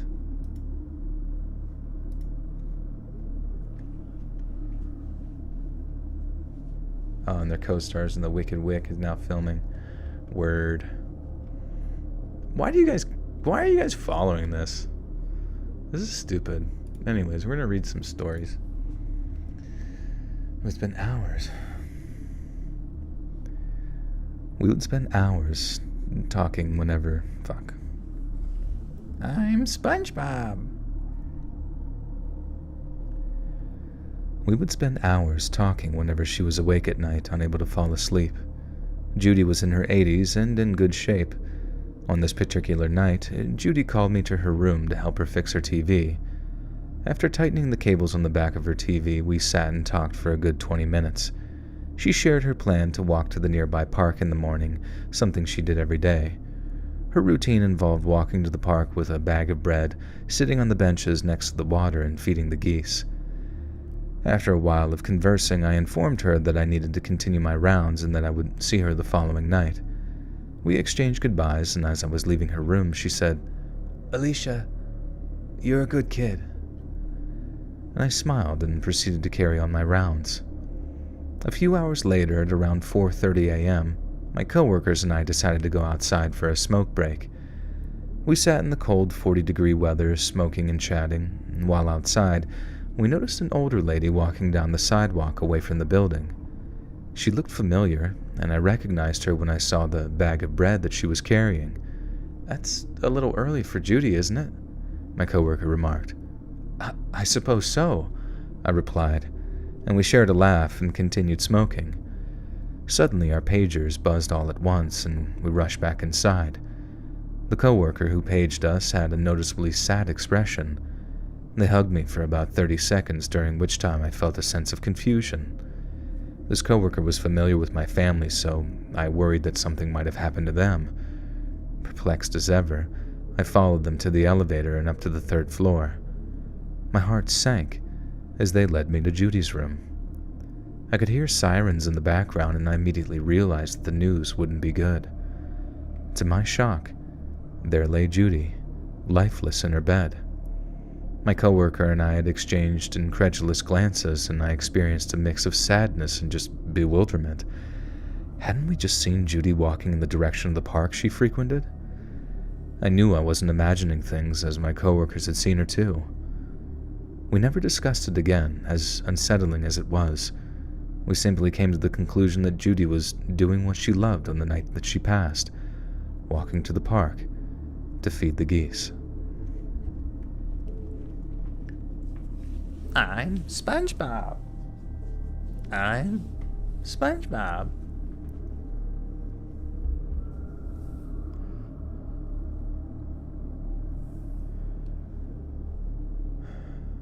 Someone stole props from the new Beetlejuice movie set. Fuck yeah, dude, that was me.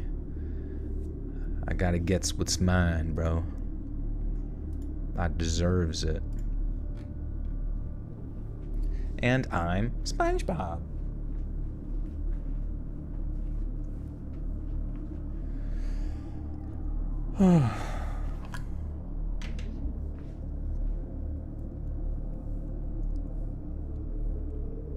It is kind of funny, the fucking Broadway actor that plays SpongeBob actually looks like a younger version of the voice actor of SpongeBob.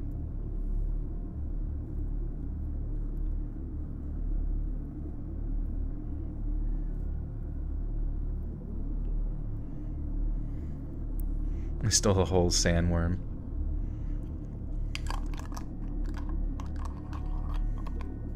It is kind of funny that the sandworm in Beetlejuice is pretty much just like the Dune worms from Dune. Or the sandworms in Dune. Ever tried ASMR? I do have an ASMR channel, Let's Read ASMR. I only did about 4 videos on it though.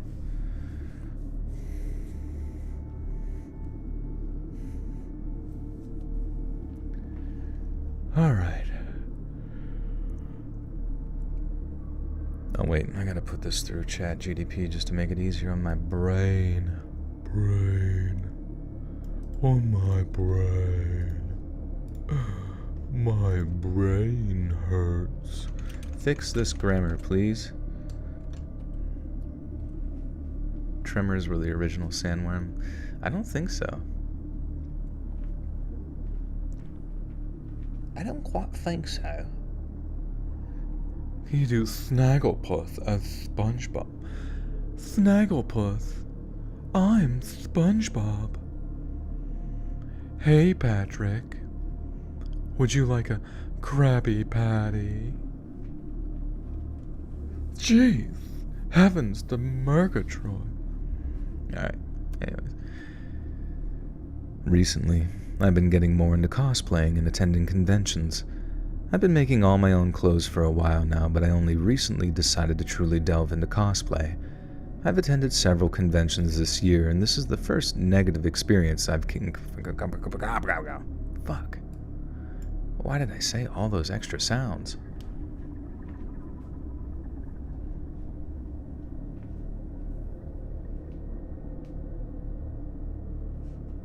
I don't know why, but like when I was a kid, remember there was like a teenage boy who was, he took refuge. It was kind of a stupid hiding spot, but they were all running from the sandworms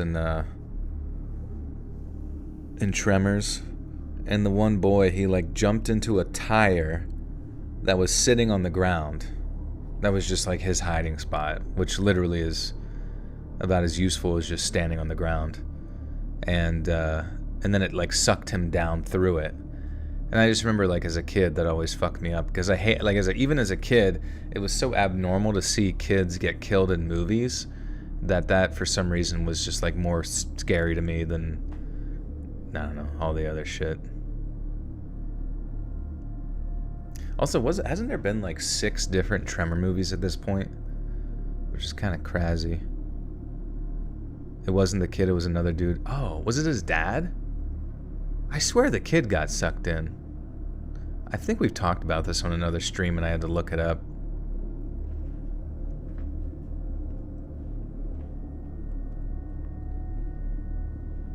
Seen the movie 50 times, no joke. Oh, okay. Does the kid survive then?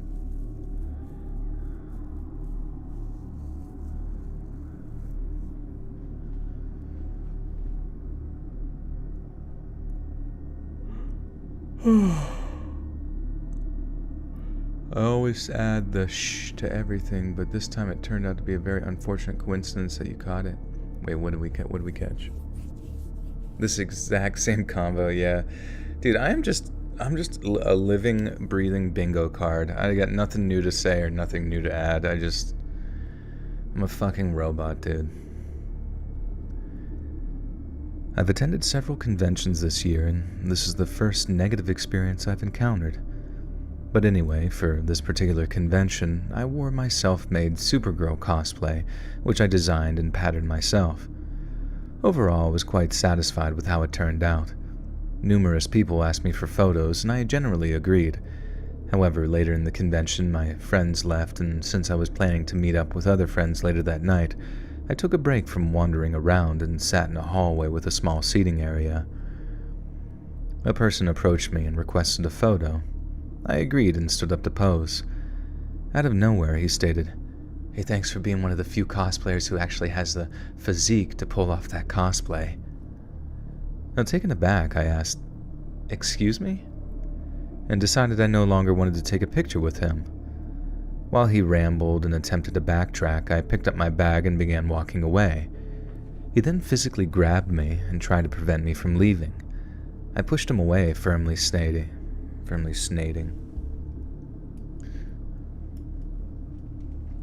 It's kind of funny that we have a convention story here from Reddit because we got convention stories lined up for Friday's video. Maybe we'll just put this one in there too.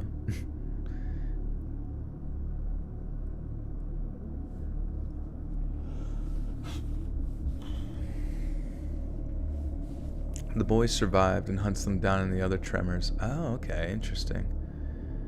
This is like a Berenstein Bears situation.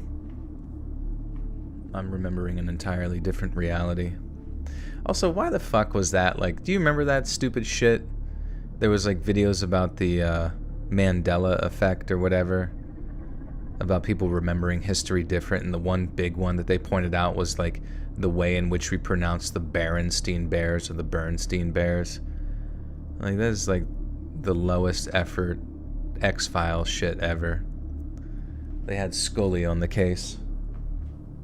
And Mueller. We gotta figure this out, Mueller. What the fuck's the deal with these old kid books? How did you pronounce it? It was the spelling. I know, but it's just like, how is that like paranormal or like blow your mind strange? Like, I kind of understood the other one where it was, wasn't it something to do with actually Nelson Mandela? Like, people remembered him being, I don't know, really good at volleyball or something. Other people don't quite remember that part of his life.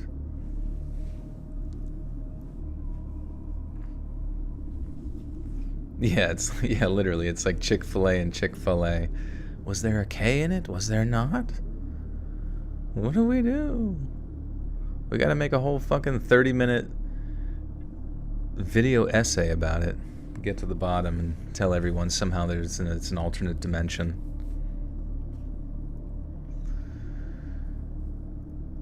The Berenstein Bears.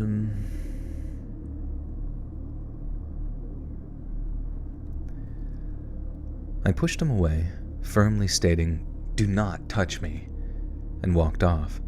Despite his shouts behind me, I paid no attention to any of his words and simply telling him to not touch me again. And at that moment, I didn't have the opportunity to report him since my primary concern was just distancing myself from the situation.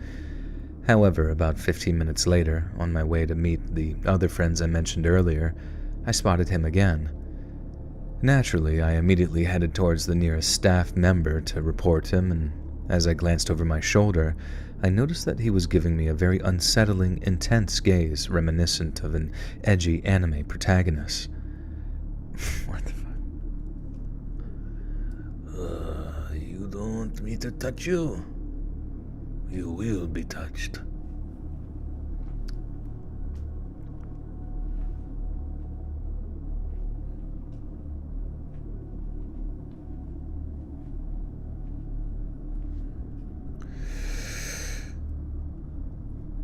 As I glanced over my shoulder, I noticed that he was giving me an unsettling, intense gaze, reminiscent of an edgy anime protagonist.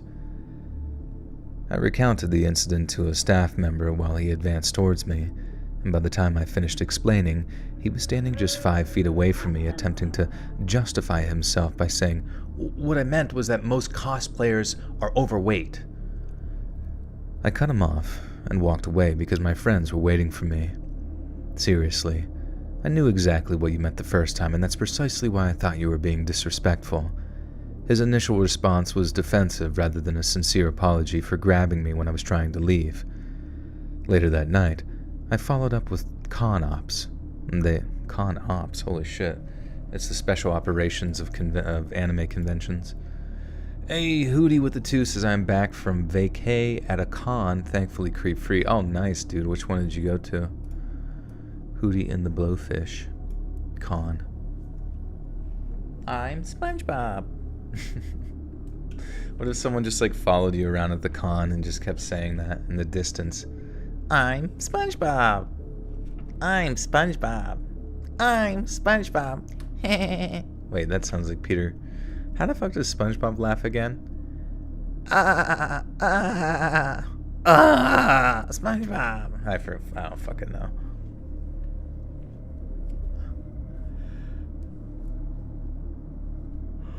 A bombastic side-eye. Do a Patrick impression. Hey, SpongeBob. Hey, Sponge.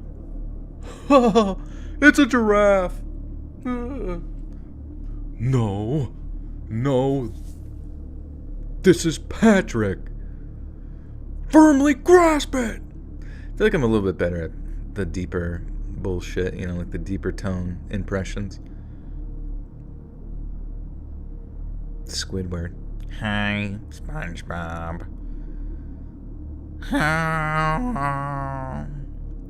Sounds more like Gary. Meow. Meow.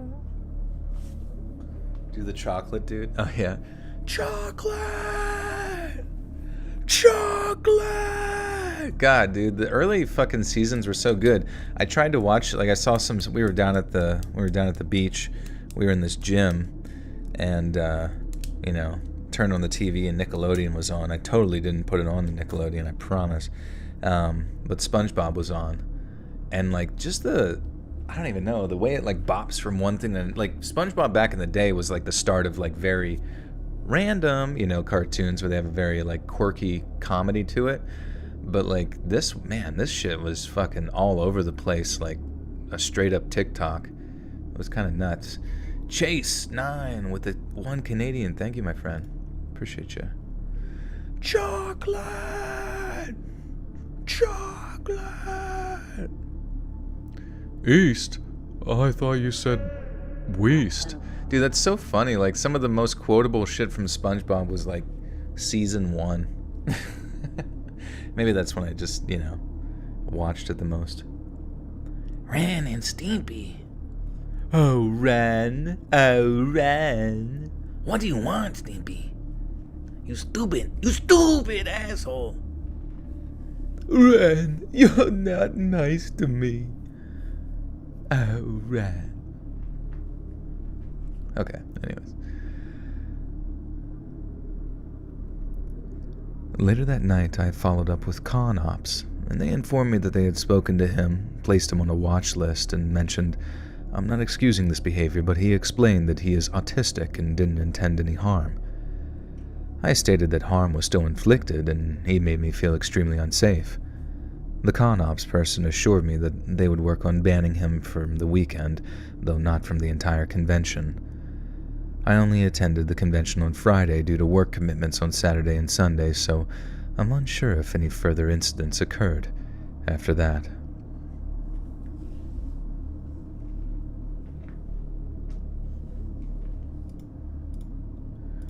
Alright. Anything happened after that?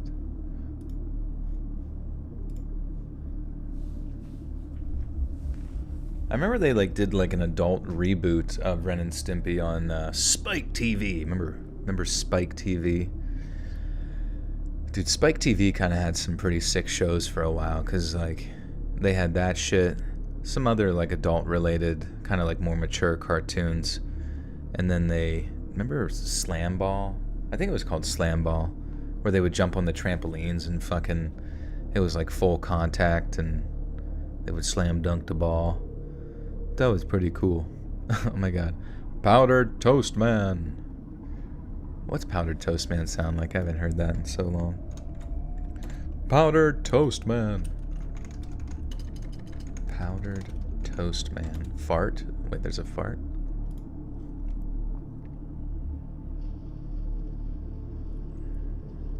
Oh shit. My toast particles are dissipating! That can only mean one thing! A call from Washington. God damn it.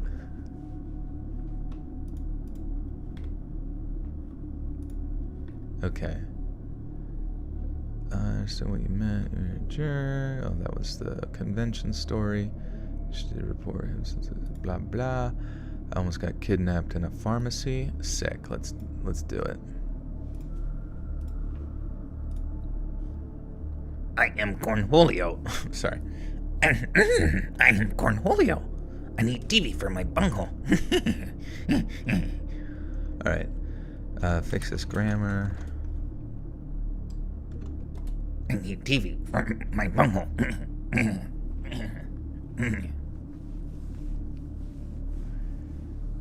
Doesn't even ever watched 1,000 Ways to Die. Is that the 1,000 Ways to Die in the West? No matter what, I'm just Pooh. Like Pooh Bear? No way, dude. I'm way more than just Pooh. Big pile of poo. Oh.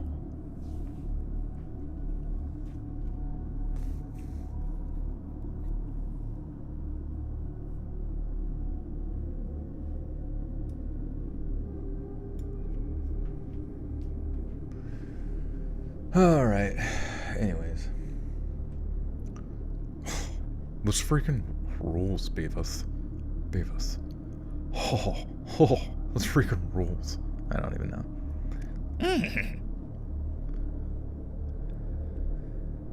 I thought a lot about sharing this experience, and I finally decided to share it with you here.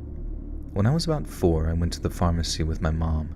Now keep in mind that the area where the store was located was a middle-class, mostly peaceful neighborhood. So as my mother was buying what she needed, an old man entered the store. He was probably in his late 60s or early 70s. I remember that while I was waiting for my mom to finish shopping, I started doing some ballet moves. At the time, I took ballet classes. When the man saw me, he complimented my ballet moves and told me that he had a niece at home who also took ballet classes. I remember the man asking if I wanted to go with him to meet his niece and play with her. Being the naive child that I was, I said yes, and the man told me to follow him. As we almost reached the exit of the store, my mom called my name, and I went to her, leaving the old man behind. I didn't realize that it was a dangerous situation until I was much older. I asked my mom why she didn't react earlier when she saw the man talking with me, and my mom tells me that she was going to save me, but she wanted to see if I would follow the man. Now looking back on this, I realize how lucky I am for my mom and how vicious this incident could have turned out. What the fuck? The mom was testing? Testing to see how far they could go? What the fuck was that? What if he just like picked her up and ran?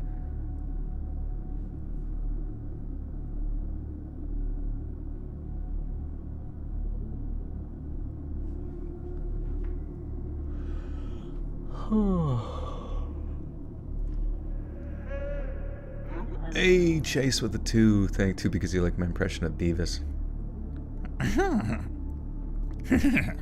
Thanks. I'm trying my best out here to do 6 out of 10 impressions. Thank you for the 2. Okay. Where was I? That one. Most perverted man in a youth hostel. Let's fucking go, dude. It's probably about me.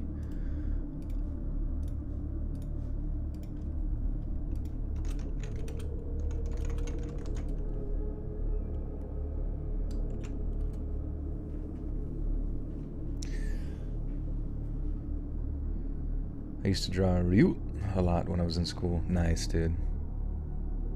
This is a pretty cool character. Do we ever get much like background as to what like Ryu is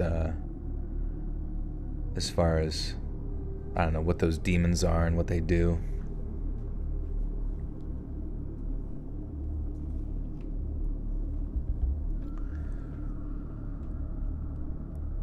Last week, I stayed at a youth hostel in the famous old town of Prague for 2 nights. The dormitory was a mixed room with 10 beds. One night at 4 a.m., I went to use the restroom.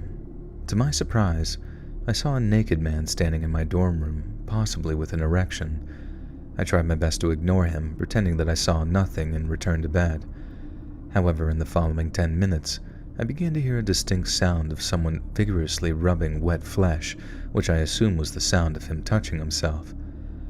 I made an effort to mentally block out this noise, trying to fall back asleep, and decided to report him to the reception first thing in the morning. After he finished, he went to the toilet to wash his hands and then moved to the bunk bed next to mine, which was odd as I remember a woman occupying it earlier that night. Approximately 30 minutes later, I noticed the people in the adjacent bunk had left their beds and were talking to the reception. I immediately woke up, assuming that they had also witnessed this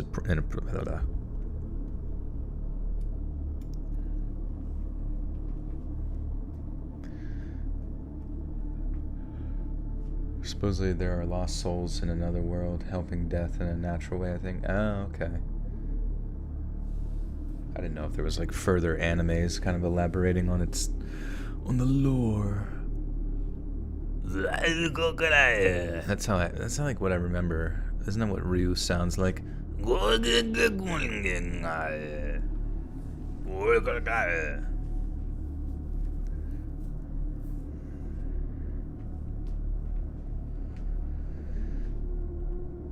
I immediately woke up, assuming they had also witnessed this inappropriate behavior.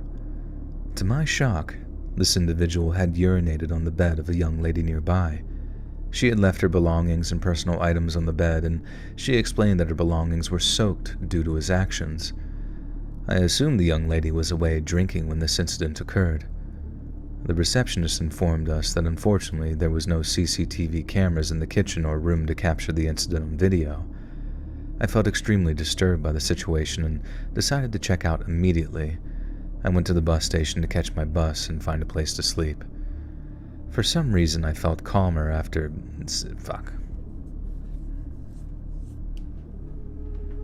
Yeah, it was R. Kelly. Maybe it was Hunter Biden and R. Kelly.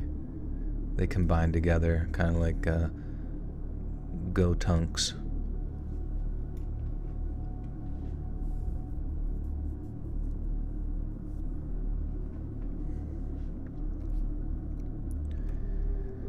For some reason, I felt calmer and safer sleeping at the bus station than in that unsettling room. I sincerely hope that both the other guests and the receptionist reported this incident to the police and that the perpetrator was apprehended. If you happen to be one of the guests and are reading this, I would appreciate an update on the situation.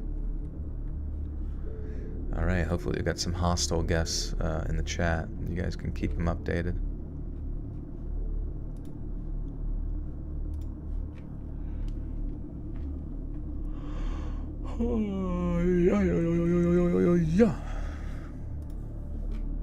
Alright, this one's about a serial killer.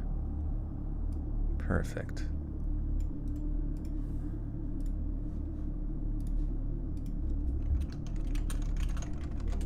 This next one's about Wonderwall. Today we're gonna stab you directly in the face. By now, it probably doesn't feel very good that you got stabbed in the face. I don't believe that anybody should get stabbed in the face, but I can't control myself. It is kind of scary sometimes to think just like what existence is, you know what I mean? And how some people just like you for you, you're like, oh, I just hope I make it through college and I can get a good job and maybe like have a family and just kind of like figure things out and all that kind of stuff. And then the other people are like, I'm going to fucking take a knife to your throat. And it gives me the greatest cathartic feeling I'd ever felt in my entire existence. And people won't catch me for 50 years. My entire backyard will be filled with bones. Meanwhile, we're just like wishing that Blockbuster was back, you know, just for the nostalgia. Different priorities, exactly. Different strokes for different folks.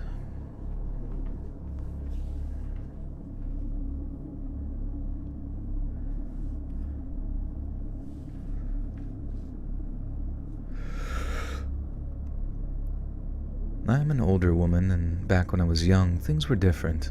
You could hitchhike from creepy guys in vans, and we call them hippies. Wait, what? You could hitchhike with creepy guys in vans. We just called them hippies. But it was also a time when serial killers roamed free. I grew up on a farm in South Carolina, no paved roads and not a lot of communication from the outside world. My best friend and I decided to walk to the only store and post office/gas station for some candy. It was highly unusual because we never had any money.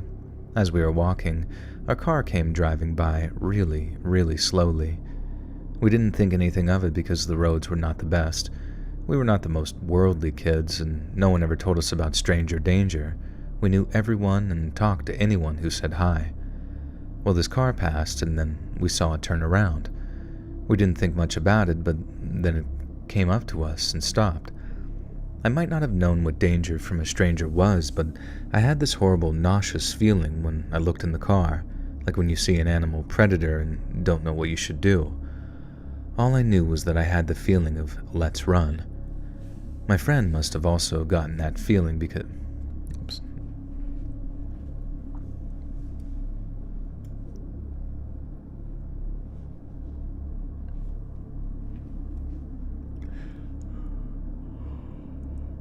You're an older woman? I guess I could be if I wanted to.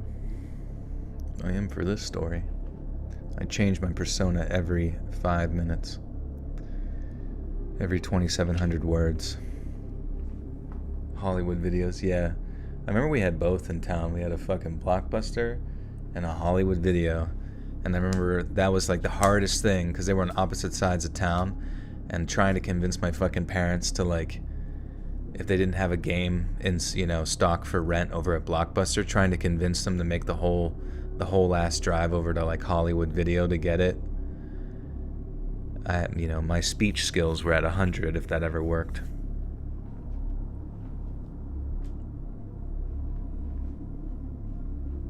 Must have rented so many fucking games, dude.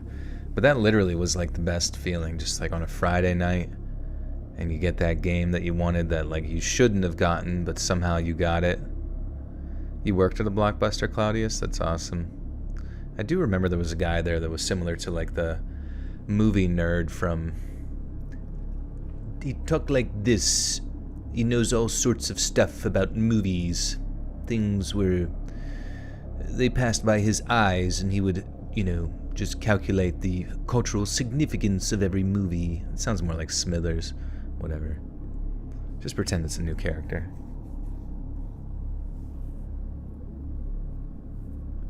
We had a family video where I lived. Lasted about a decade longer than Blockbuster in our town. Nice, yeah, it must have been a local thing, I guess. Because I do remember, like, going a little bit further to a town over. They had their own, like, little corner store type thing, but it was, like, family run.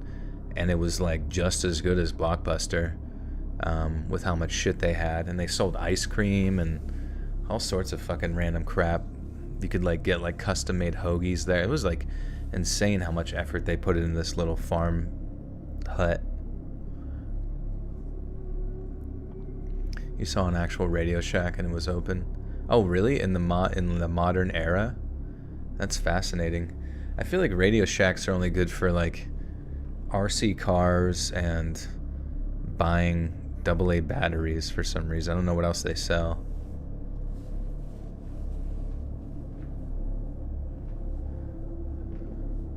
Hollywood Video had the best rated M videos. Really? Had porn videos? That's kind of crazy. That would be hilarious if there was like sort of like a secret adult room that you could go in and just like rent porn. Because you could just imagine, like, you see a family of 4. They're over there looking at like, Picklebird's Day Off, which is like a new Disney movie that just came out, and then they see you walking out of the fucking dark recesses of the porn hut. It's like looking like Louis C.K. with your pants down. Don't look at me. Don't look at me. Look away. Mommy? He's scary. Shut up. Shut the hell up. That'd be so funny to bring it up to the guy at the front section. He's like, oh, excellent selection.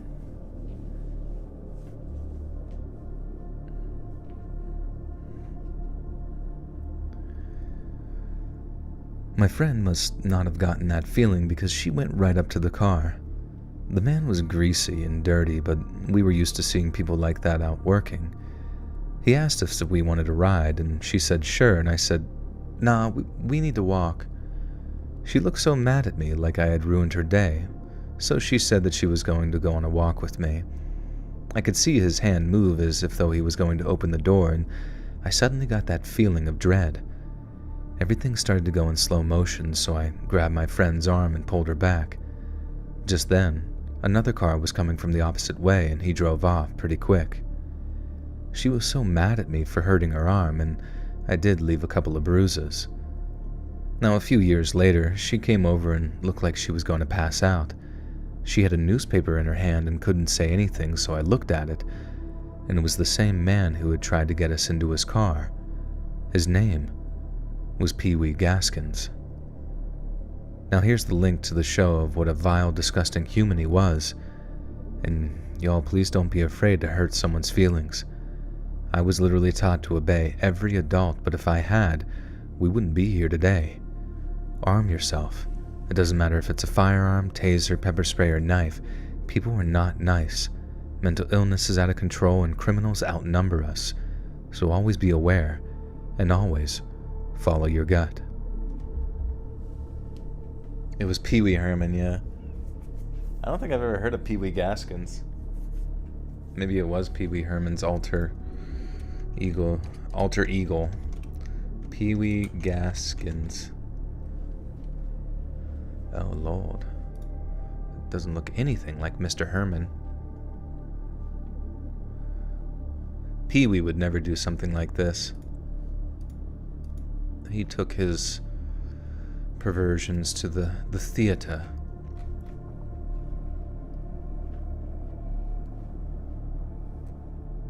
Your mama good.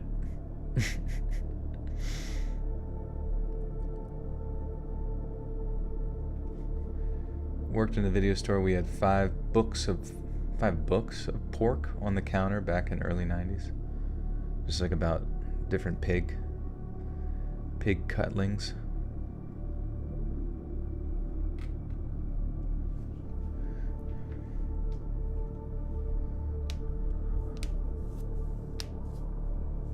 Criminals outnumber us. It wouldn't exist if that were true. That would be funny. There's only a few good ones. We're only a few of us. Everybody else is criminals. It's just everyone in this chat. Anybody outside of this chat is a fucking criminal, and we must be ready.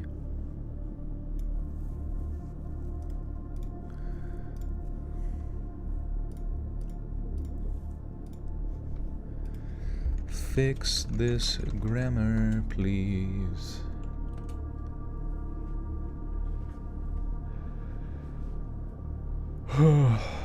I don't know.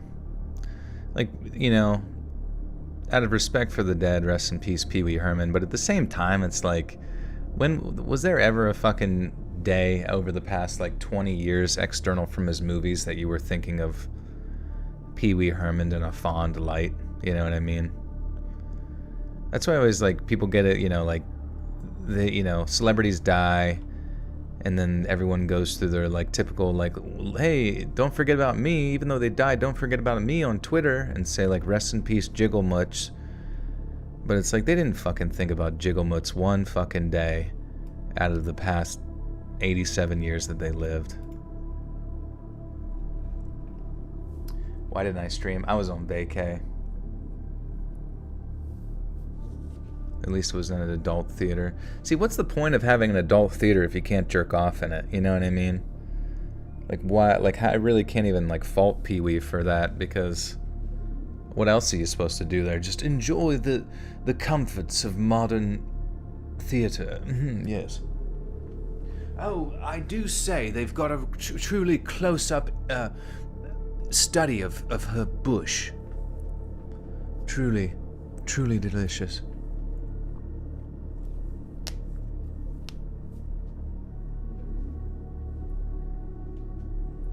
He wanted to live in Pee Wee's Playhouse.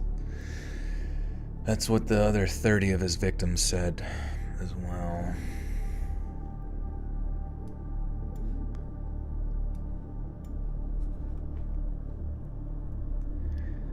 This happened about 5 years ago.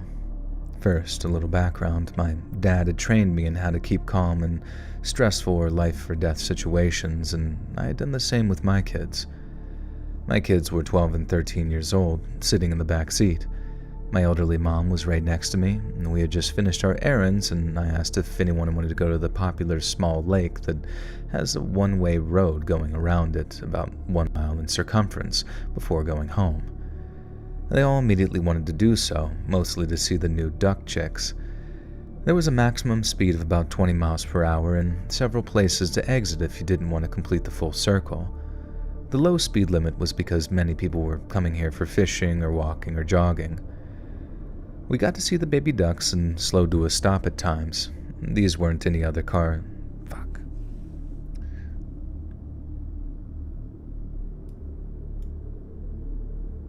Trying to send me a super chat, Google won't let you. Thanks for bringing beautiful people together, keeping it real, and please, Pepper Deep, I shall. No worries, thank you. Yeah, sorry you're having trouble with that, but thank you. Either way, and I will get pretty but nice smooching.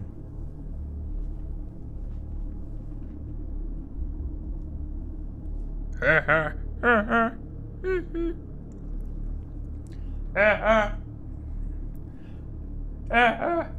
can't do it. I'm trying to do the Pee-wee laugh without burning out my throat.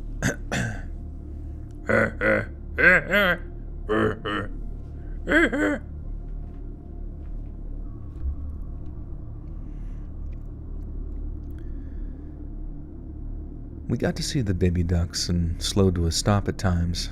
There weren't any other cars behind us yet, to all over the little... What the fuck is this grammar, dude? Makes no fucking sense.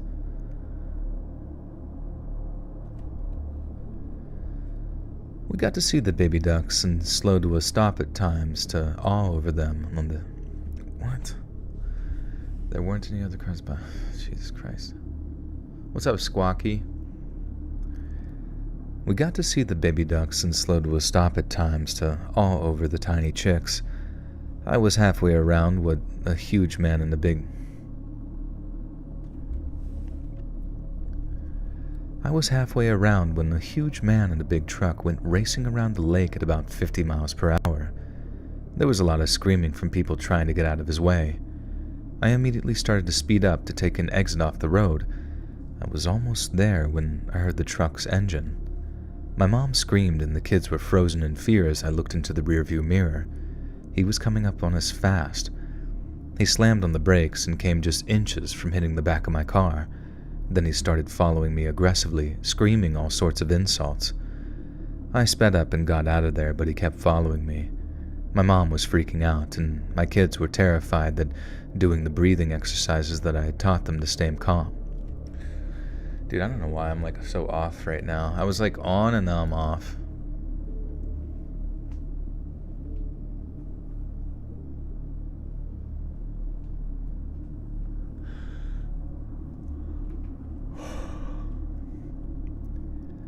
I sped up and got out of there, but he kept following me. My mom was freaking out and my kids were terrified, but doing the breathing exercises that I had taught them to... What is the sentence, dude? We fixed the grammar, didn't we? My mom was freaking out, and my kids were terrified, but doing the breathing exercises that I had taught them to stay calm. I yelled at my mom to be quiet.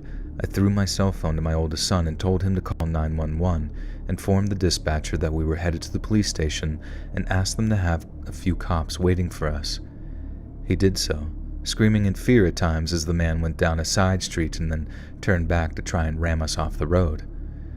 He would get in front of me, slam on his brakes, park to block the road, or attempt a pit maneuver.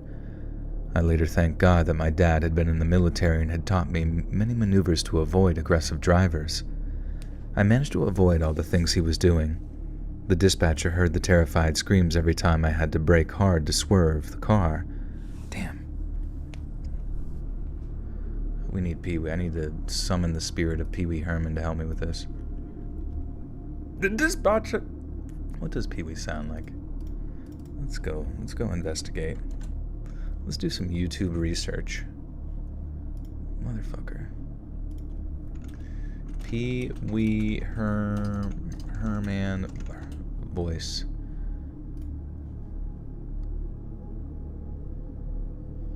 So's my horn ready yet?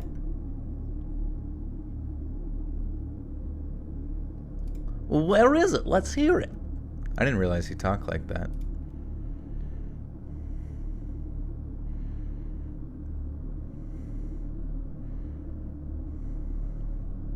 You are talking to... Whatever. I don't care.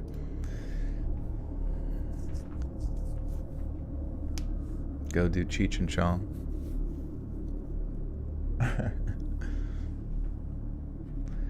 The dispatcher heard okay. The dispatcher heard the terrifying screams every time I had to brake hard to... What is this sentence? Like, why is it not fix this shit? The dispatcher heard the terrified screams every time I had to brake hard or swerve the car. I was swearing like crazy. We made it to the police station where several cops were waiting for us.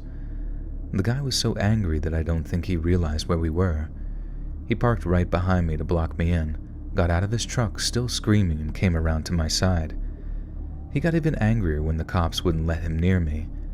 He swung out and punched one of the cops so hard in the head that the officer was actually knocked out. He got tasered and sprayed as he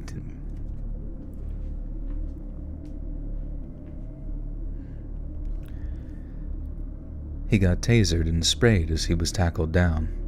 It took several cops to hold him down when he suddenly went quiet. He suddenly realized where he was and began struggling again, saying that they couldn't arrest him because he didn't know that they were cops at that moment. I let out a relieved breath once he was in the back seat of a cop car. Paramedics came to check us all out. My mom had to be taken to the ER due to extremely high blood pressure and chest pains. My kids and I were also taken in. As soon as they realized that we were safe, the hysterical crying and clinging to me began. I was shaking and felt cold despite the warm temperatures, and I was told that I was in shock. After we all returned home, except for my mom, who had to stay overnight, the kids were too terrified to sleep in their beds and wanted to sleep with me. But we were all too wired. Too fucking live wired. We've been drinking so much Live Wire Mountain Dew. Pee-wee Big Adventures. Pee-wee Big Adventures.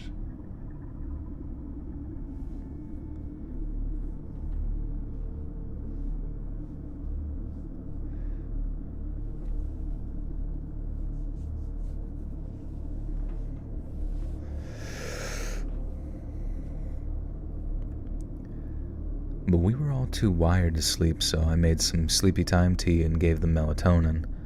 I, on the other hand, didn't take anything, and the comforting noises of my home usually makes... What?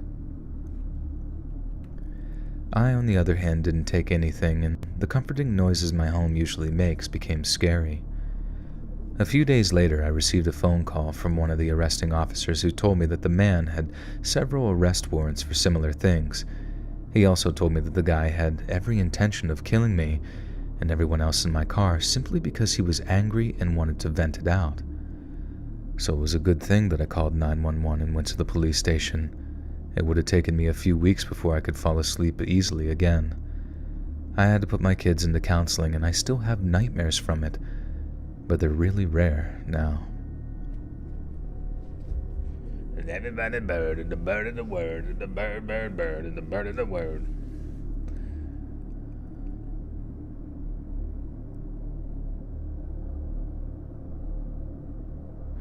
Joel, how would you react if Pradeep grew man hands and started boxing you? Would he also be like big, or would he still be like little tiny, he just has man hands? Just every time, instead of biting my leg, he just starts punching the back of my knee. Come here, put him up. Pradeep's big adventure. You know, I wouldn't put it past. You think Pradeep would grow man hands just so he could go to a adult movie theater and jerk off with a trench coat on or whatever he's wearing? He would probably end up having me put him on my shoulders, and then I have the trench coat on over me, and then he's the head. He's weird like that.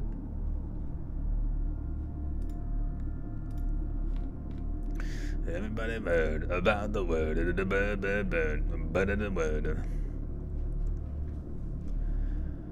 Alright, we got 2 more schnorries left.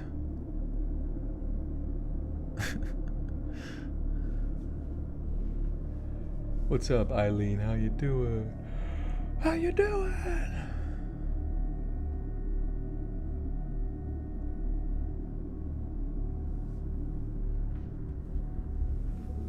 Pradeep plushie, that would be cool. I see that like one company that does a lot of horror plushies, like I saw Lazy Masquerade did one, and so did CZ's World.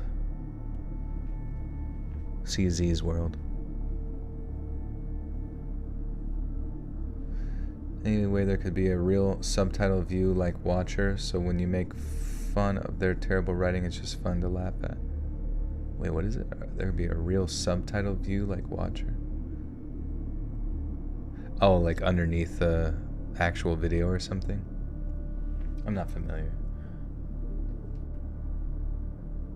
He's quiet tonight, yeah. As soon as you say that, Pradeep is gonna show up. looking for vengeance. I see him there. He's laying. He's having a bit of a lay.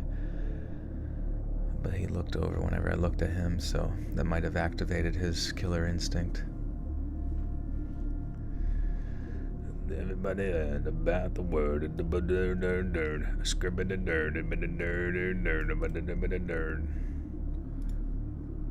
Since I didn't include it originally, after my friend and I were informed that the guy was fired, we were told his full name. Okay. Wait. I wanted him and it came back to work. Okay, yeah, I probably should include that.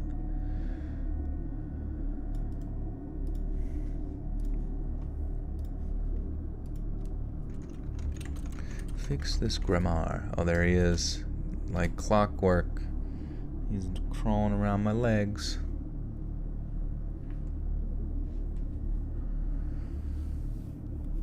He's like, I couldn't help but notice that you've looked at me for 3 seconds. You do know what that means, don't you? Also, I bought you this trench coat. I was hoping maybe we could go see a late-night matinee. Oh, no. This is something I've never really told anyone about, but I've been thinking about it a lot lately, so here it is. A few years back, 2015 to 2016, when I was about 18 to 19, I used to work at this little cafe inside a car parts factory. It was essentially a fully equipped yet compact restaurant kitchen and lunchroom for the workers to eat. Well, one day I received a call from my best friend and coworker. She was quite upset because of a creepy new temp worker who made her feel extremely uncomfortable by asking her a bunch of personal questions. These questions included details about what she drove, where she lived, her relationship status, if she had any children, and when she finished work, among others. Given that she was my age, 18 to 19, and this guy was in his mid to late 30s, possibly even in his early 40s, and we were in Flint, Michigan, we weren't willing to take any risks. I drove up to the parking lot and found her car, parked next to it, and had a security guard accompany her out. We didn't spot the guy then, but she described him to me and the guard, and that was the end of it for a few days. Someone informed him to stay away from her, and he complied. However, then he encountered me. I recognized him immediately as soon as he approached the register to place his lunch order. This was from the description my friend had given me and the unsettling vibe that he was emitting. He subjected me to the same intense Q&A that he had subjected my friend to. However, instead of telling him off, calling security, or taking any similar action, I decided to tell him a series of outright lies.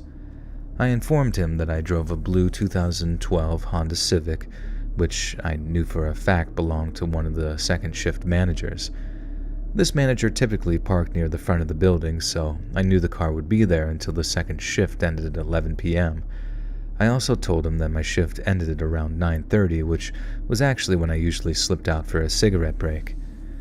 When 9:30 arrived later that night, I stepped outside to smoke my cigarette.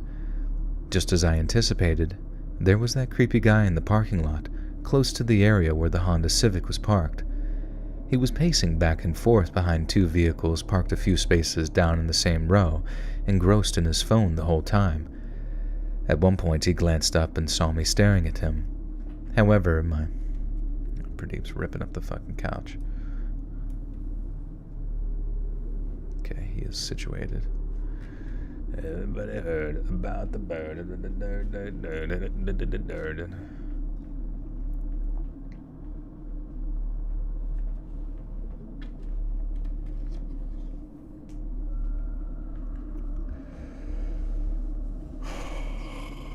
Why are you yelling Trailer Park Boys in the chat? What about it?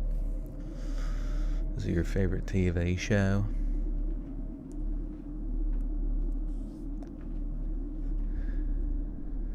At one point, he glanced up and saw me staring at him. However, with my substantial leather winter coat and a hat on, I wasn't sure if he recognized me from a distance at first. I finished my smoke and returned inside to explain the entire situation to the security guards. One of them was the same guard who had escorted my friend to her car a couple of days earlier. They found it incredibly amusing that I had managed to deceive the guy and catch him behaving suspiciously. I'm not entirely sure what they did after that because I went back to work, but I do know that they immediately confronted him in the parking lot and he was fired that very week. To this day, I still don't know what his intentions were. However, it doesn't take a genius to deduce that they couldn't have been anything positive. Ultimately, the moral of the story is always have your friends' backs and trust your instincts. If you don't, you could end up trapped in a parking lot and potentially targeted or abducted by some creepy individual who asked too many questions. And since I didn't include this originally, after my friend and I were informed that the guy was fired, we were given his full name. My friend paid to conduct a background check on him, which revealed a history of violent criminal activity, including domestic abuse, assault, and battery with a weapon, jail time for violating a PPO, and parole violations, among other things.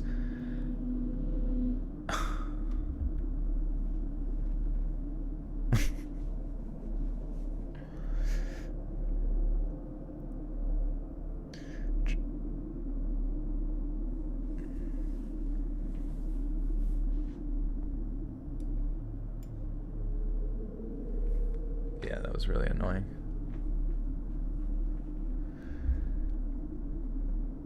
My friend paid to conduct a background check on him, which revealed a history of violent criminal activity, including domestic abuse, assault and battery with a weapon, jail time for violating a PPO, and parole violations, among other things. I hope this clarifies that we weren't just getting creepy vibes.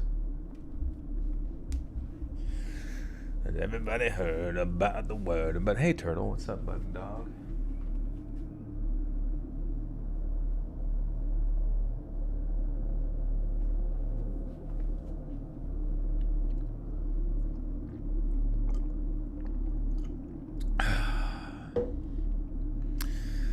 Well, my friends, we got one more story left from Le Reddit.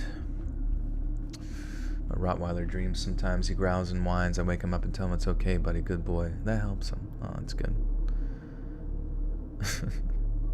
I saw this meme the other day where it was like whenever you're sharing a hotel room with your dad or something like that. It was like just a video of a guy, like a younger 20-year-old guy, like laying on his side, like, but he's like sleeping so peacefully with like his hands almost in like a prayer position, but like on the side of his head as he's laying on his side, and then his dad just lets out like the fucking, well, the sound was just like the biggest fucking fart ever, and just like his eyes have just like, you know, like like when your eyes open and your like pupils dilate and shit. That's so fucking funny. Shout out to Mrs. Frizzle, baby.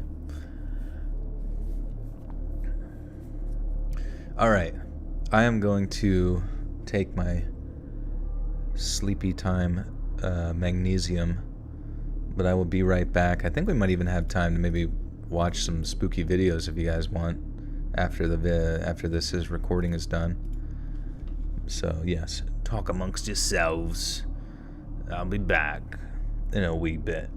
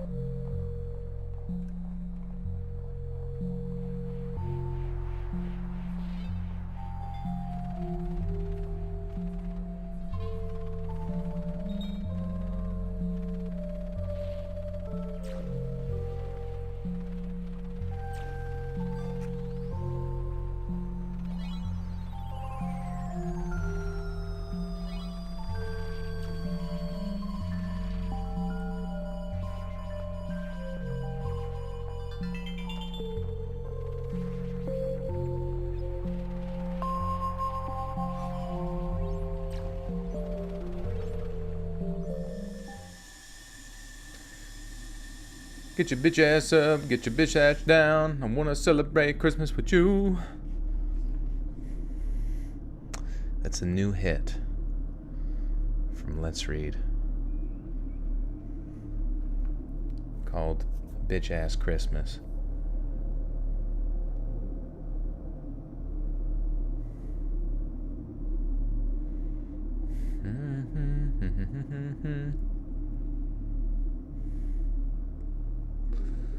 Okay. Last spooky story of the evening.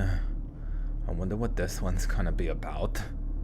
Probably somebody getting scared.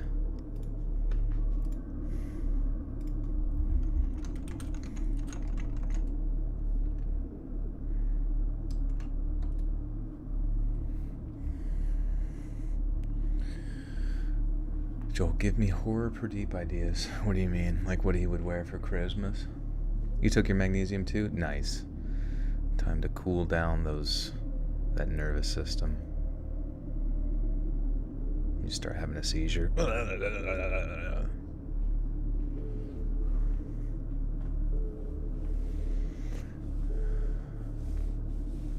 We are kind of burning through the stories.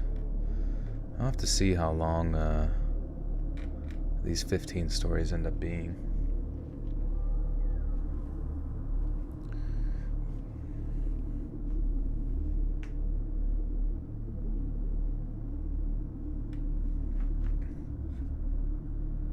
Like a horror story, you're writing one about him.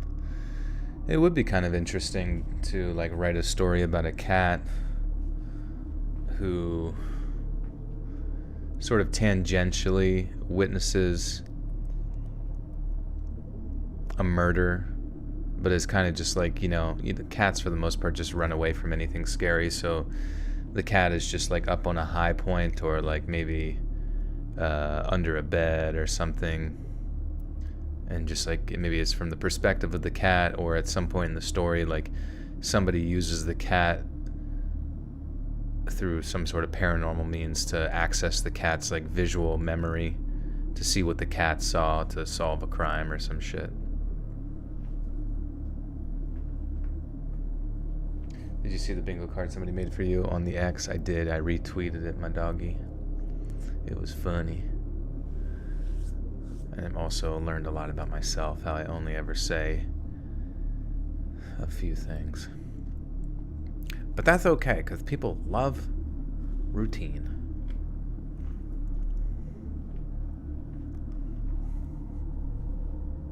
Whatever, read Poe. I could read you some Poe if it wasn't too long.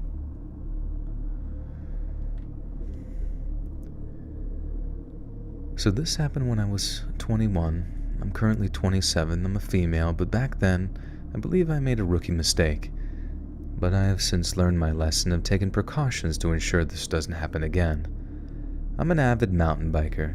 Ever since I was about 13 to 14, I've loved riding on the trails. It's good exercise, but I mostly enjoy listening to music and just pedaling. I've never tried to time myself on a particular trail or anything. All I really did was keep track of my miles. I remember this one day in particular. It might sound a bit far-fetched, so I welcome skepticism with open arms. I'm just trying to get this off my chest, and I hopefully serve as a wake-up call for anyone who was as trusting as I was. I decided to go for a day ride at this one spot. I had been there before, but it wasn't one of my go-to trails, so I wasn't super familiar with it. I was familiar enough, though, to be comfortable going down the trails that I had done in the past. Upon arriving there, I was getting my pack ready when I met this girl who was doing the same thing. We started talking and hit it off quite well. At the time, she genuinely seemed like someone I could be friends with. She introduced me to her boyfriend, who was also a mountain biker, and once again, no red flags. They were both very friendly. They appeared to have a very healthy relationship as well. They both seemed to be around my age, give or take. They asked if I wanted to ride with them down their favorite trail, and I didn't see any harm in it. Besides, I wanted to learn the area better for potential future rides. The trail was one that I had never been on before. They were both faster riders than me, much faster in fact. I had never been down from it. Shit, I just remember this indie game that I had bought years ago where it was like, it was sort of a mountain bike downhill challenge type game where you had to beat your time going downhill, but it was sort of an arcadey game as well, like a top-down, almost like Zelda-esque graphics, but like 3D, but like top-down Zelda. And I remember like the crashes in it were pretty funny. Do a stream where I read War and Peace from start to finish. War and Poop. You gotta write that one.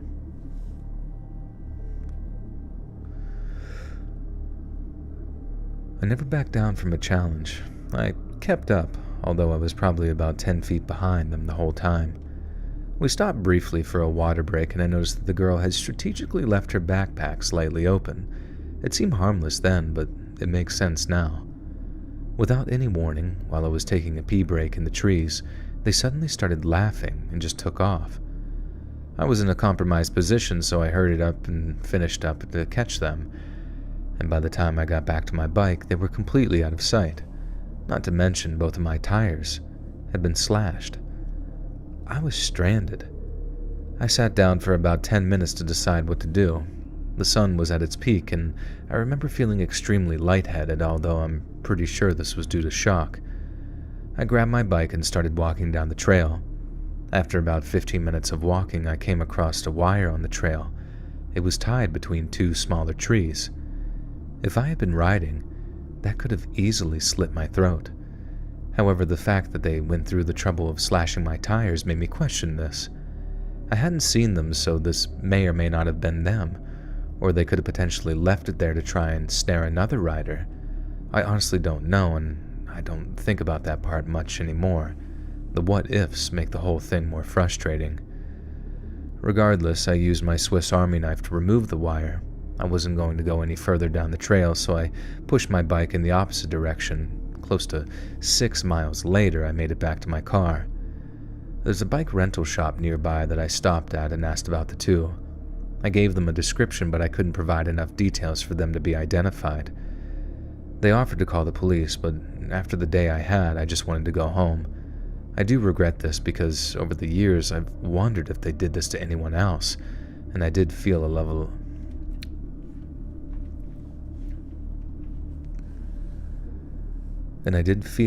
of guilt over this.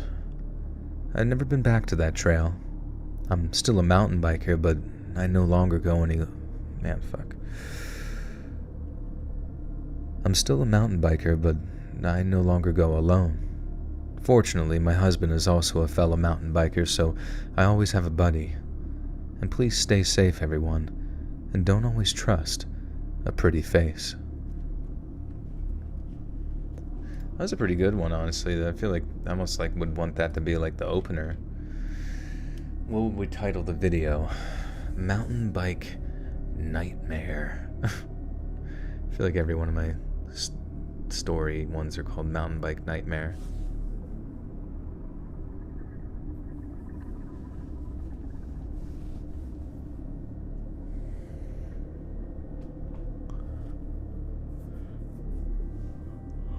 Need to get up early. I'm addicted to this channel half the time of early, so it's just soothing. Oh, thanks, Tube. Appreciate you. Well, we gotta read the outro here. It was a good set of stories.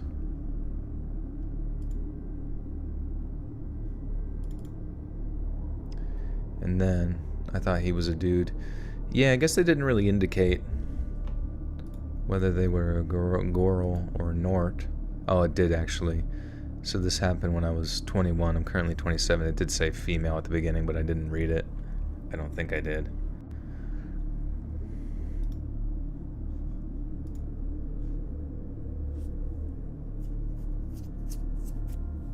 Okay. I'll probably do the I'm SpongeBob at the end. Hey friends, thanks for listening. Click that notification bell to be alerted of all future narrations. I release new videos every Monday, Wednesday, and Friday at 7 p.m. Eastern Time, and there are super fun live streams on Sunday, Tuesdays, and Thursday nights. If you got a story, be sure to submit them to my subreddit r/letsreadofficial, and you might even hear your story featured on the next video. If you want to support me even more, grab early access to all future narrations and bonus content over on Patreon, or click that big join button to hear about the extra perks offered for the channel. And check out the Let's Read podcast, where you can hear all of these stories in big compilations and save huge on data, located anywhere you listen to podcasts and releases every Tuesday at noon. All links in the description below. Thanks so much, friends. And remember, I'm SpongeBob.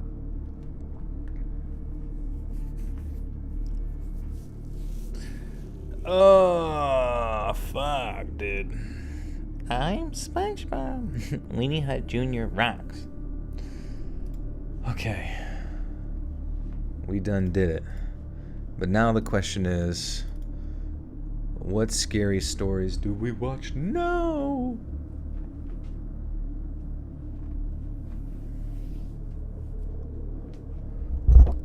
Bum, bum, bum, bum, bum, bum, bum, bum.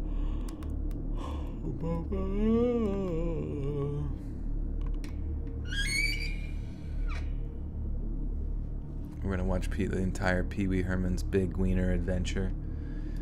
Pee Wee Herman's Big Trench Coat Adventure at the movie theater.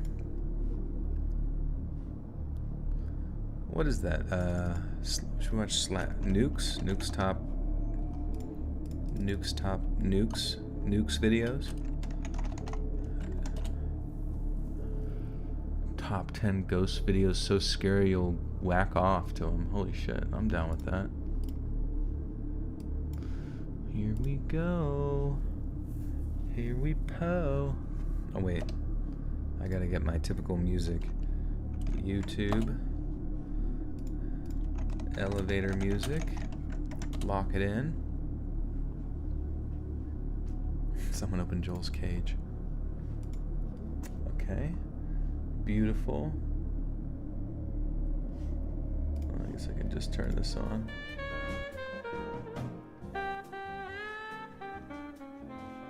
Beep, bam, bam.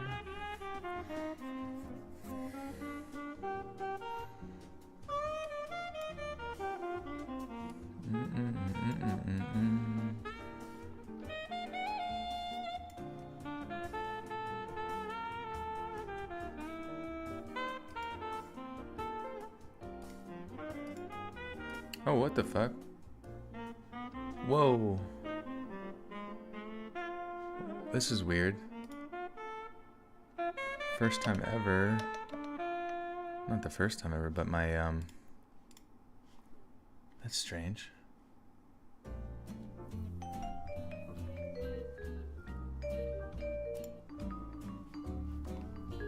My, browser is like super laggy for some reason. Shit, bro.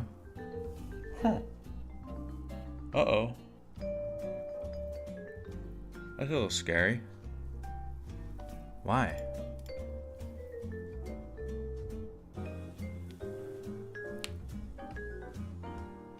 Maybe it doesn't want me to watch spooky tapes.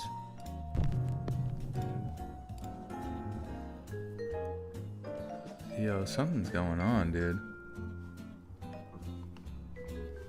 What if I stopped this? That made no difference. Let me close out of the browser real quick. That's fucking weird, dude.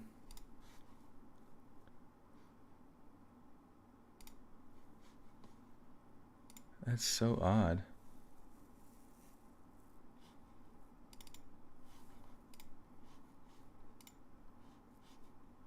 Huh. There we go. Yeah, I don't know. Whenever I like had maybe I just had I've never really had like lag issues on my computer, like running too many programs and all that bullshit. So that's a bit strange. Alright, bringing back the Ella Skater music. Sorry guys, I'm trying to keep this like smooth, but fucking squecknical squifflegolies.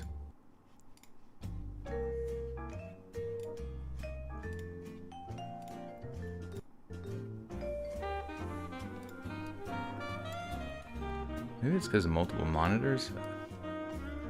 I am not really sure.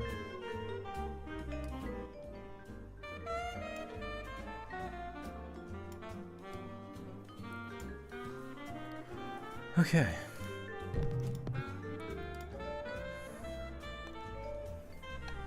Fuck, I forgot I gotta turn this shit off. It's been a little bit.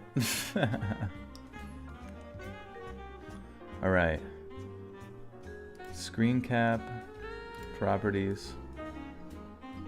Nuke's top 5. Boom. Look at that, guys. We're rocking, we're rolling. You guys ready? Let's go. Let me know if you can hear it. The Hanging Man. The Hanging Man. In his home in England, family man Ricky Beadle has gotten Robin. increasingly more worried about his son Elliot's abnormal.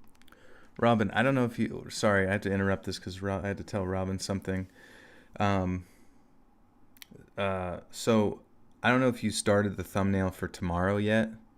I hope you're still here. But I was thinking, if you already did, no big deal.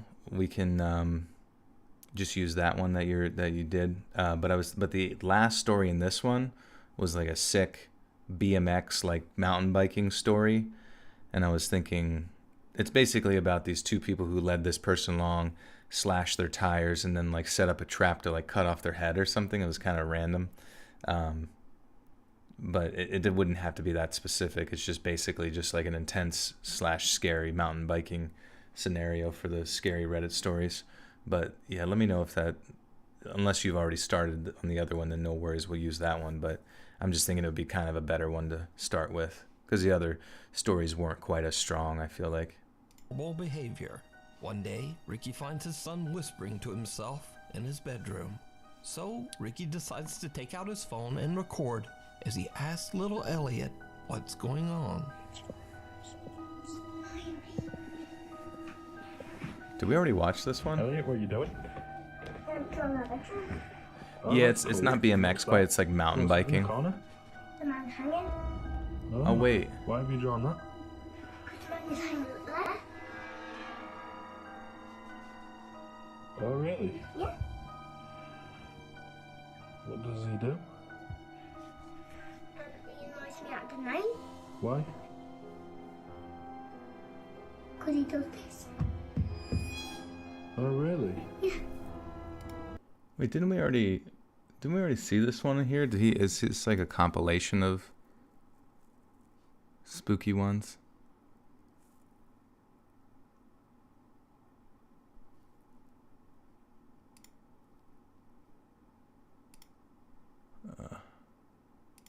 Son tries sleeping in a different room, and he installs a security camera to try to figure out what's going on. It isn't long before Elliot is woken up once again. When Dad Ricky checks the security footage, it makes his blood run cold. Be right, drones. Thank you, my friend. Good to see you. Stop it. You're scaring me. Oh shit, he gets pulled. Yeah, we've seen this. 3 of the 4 family over on the popular with Ricky's son. Alright, yeah, sorry, I'm just Let skipping me know ahead. your thoughts down in the comments. Locked Away. Over on the popular YouTube channel Fourth Wall, they hear a story Got the about voice of a cartoon very character. haunted house. That's how you know you got a unique voice. Allegedly, the entity that haunts the house is so strong that it actually took the lives of 3 of the 4 family members who lived in the home. Wait, really? Locals claim that only the 10-year-old son was left alive, Holy as shit, his dude. parents had kept him locked in the garage to keep him safe from this evil entity. Now, that was 20 years ago. So more recently, a paranormal enthusiast decided to do his own investigation to see if the house is really as haunted as locals claim. The man places a static camera in the room where the deceased family was Wait, found what happened to the 20 years family? earlier. Holy shit. What he captures on video. Yeah, Japanese shows haunted him shit is just like to so much his core. scarier. I don't even know why.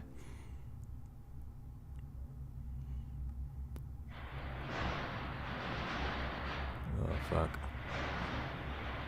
You lost a shoe.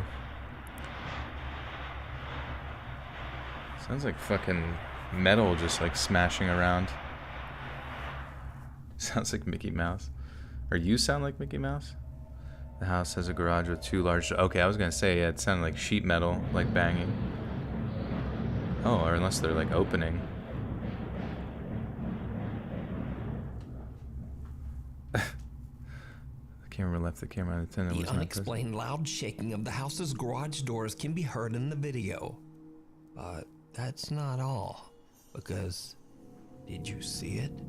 No, I missed it. Someone can be seen standing at the entrance of the room, Oh, fuck. seemingly watching or waiting. After seeing this ominous-looking figure in his footage, the Yikes. investigator just gets out of there. Just The new gets owner of the house out of now there. fears that his home is cursed.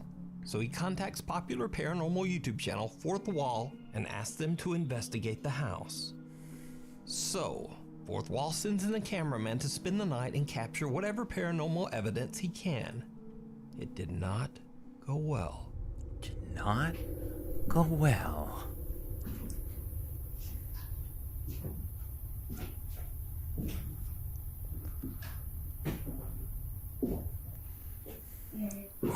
Oh.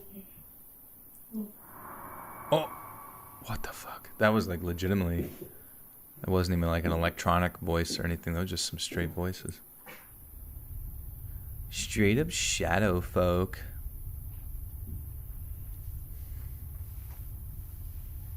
The unexplained voice of a woman can be heard, but what the voice says isn't clear. Dude, I wonder if this like nukes when he compiles these, if he's just like freaked the fuck out the whole time. I feel like I wouldn't really be able to do a channel. I mean, I guess I would if it Cameraman paid is a money, bit but freaked out and looks all around. But I mean, he just is all watching them alone freaks in me the out. house. The investigator decides to Was that a leave spider? static Did you see night that vision shit? cameras inside and outside the garage where the little boy was found unharmed 20 years earlier. what the The fuck? man That was then his leaves house. the He had like property an to see if anything he had a happens porta while potty? he's gone. When he reviews his footage later, he is shocked by what he captured. Wait, did he say he reviewed it years later? What the? Oh! That's some straight up feet, bro. They gotta blur that. That's adult content. These ghosts are just handing out some OnlyFans shit for free. The garage doors begin to shake violently as a pale figure seems to walk past the lower opening of one door. That's creepy as ambling slowly fuck. towards the room where the family's bodies were found. The way 20 that's years walking earlier. is just so weird, like a zombie. Camera outside the garage captures the same loud shaking of the garage doors, but there's no figure to be seen. So, 20 years ago, was this what took the unfortunate family's lives? Like, what the fuck? And did they lock their son in the garage to keep him safe from Can you believe that? whatever Like, ghosts this strong enough to is? fucking kill you? You decide. Like, that to me would be You can scarier watch than a this entire killer. investigation over on the YouTube channel, Fourth Wall. We need scary videos. We So if you need see something videos, that you think please. should be on Nuke's Top Wander 5, into be any sure to haunted email house us you at see. nukestop5@gmail.com. Send that Email shit link in. the description. Just Cats in make the something Cradle. up. Nurse Marquette Jean from Mankato, Minnesota is enjoying a quiet night at home when suddenly her eye catches something strange on her daughter's baby monitor. Oh! What the fuck? Did we watch this one? Is this with the cat? Yeah, we watched this, right? With the cat?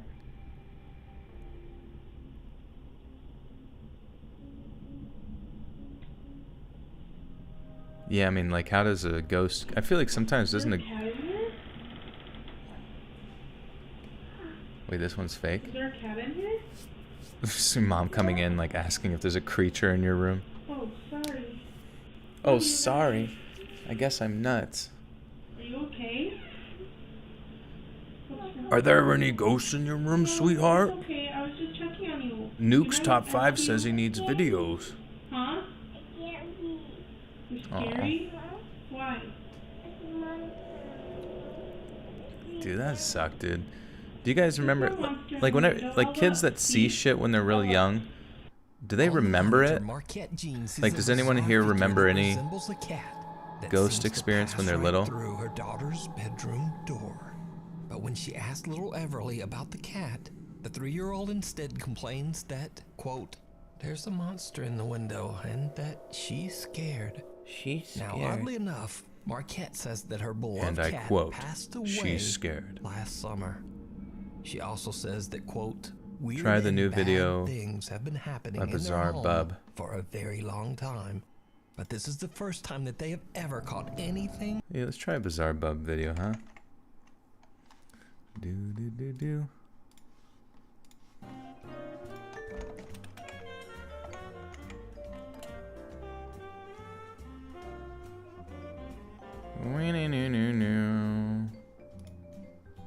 It's crazy. There's just like so many like I just compile ghost videos channels. No disrespect to them, because hey, you gotta make that cheddar cheese. Following video comes from a local news station in Peru that caught something pretty creepy on camera. The station had featured a news report showing footage of a small town struck by severe weather. We gotta of this figure out town our were left favorite devastated by this natural disaster, ghost analysis but many of them person's were left voice. totally creeped out after watching this broadcast. Apparently, something Do you strange guys was like this captured. guy's voice more than the last The guy? segment in question starts off with footage of a school playground that appears to be completely devoid of any children. Ni los juegos infantiles se salvaron de la Ni los furia de la juegos. naturaleza.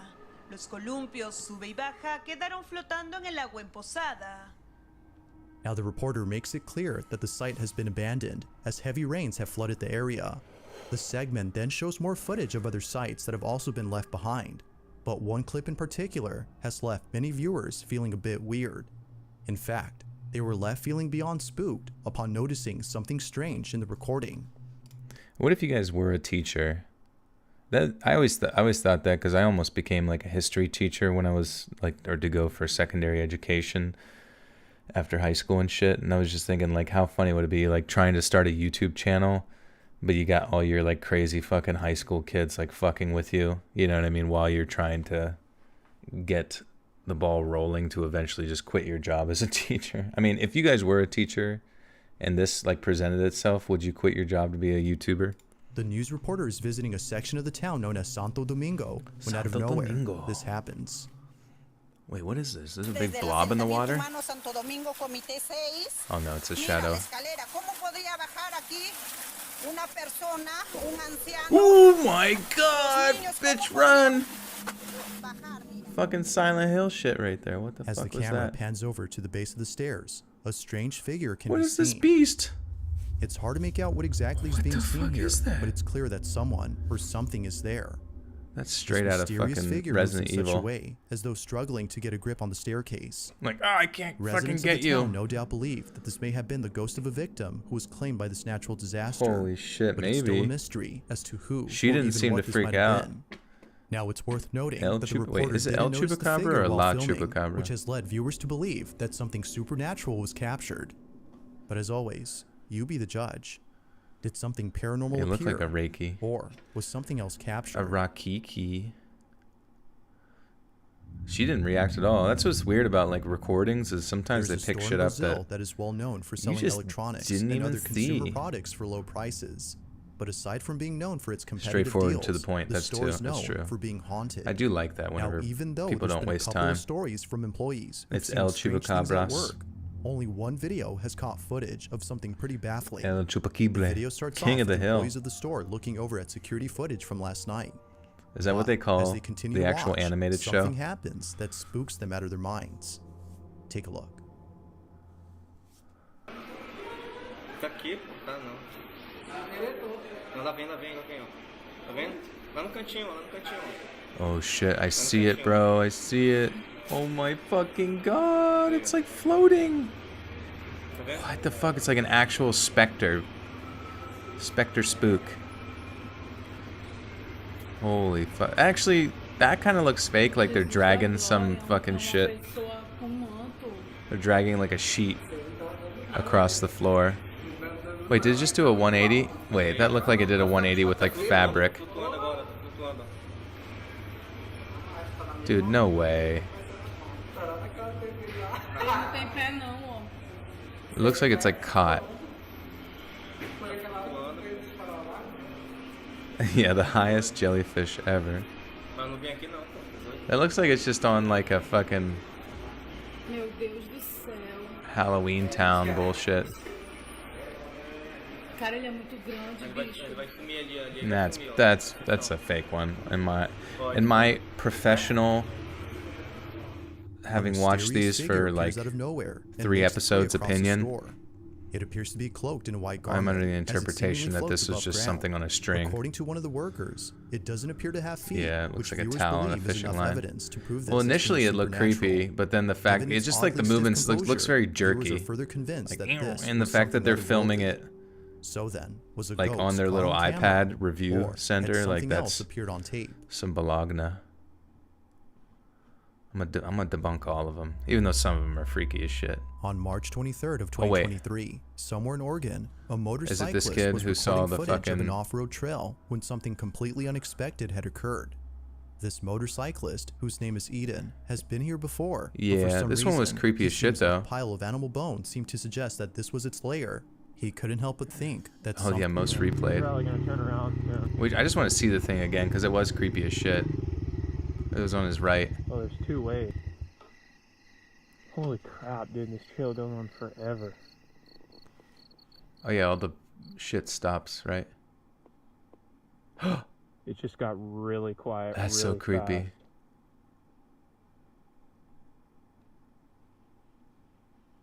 Bong. Get the fuck out of there, Ian, or whatever your name is. My freaking thing won't start. Damn it. Alright, vroom.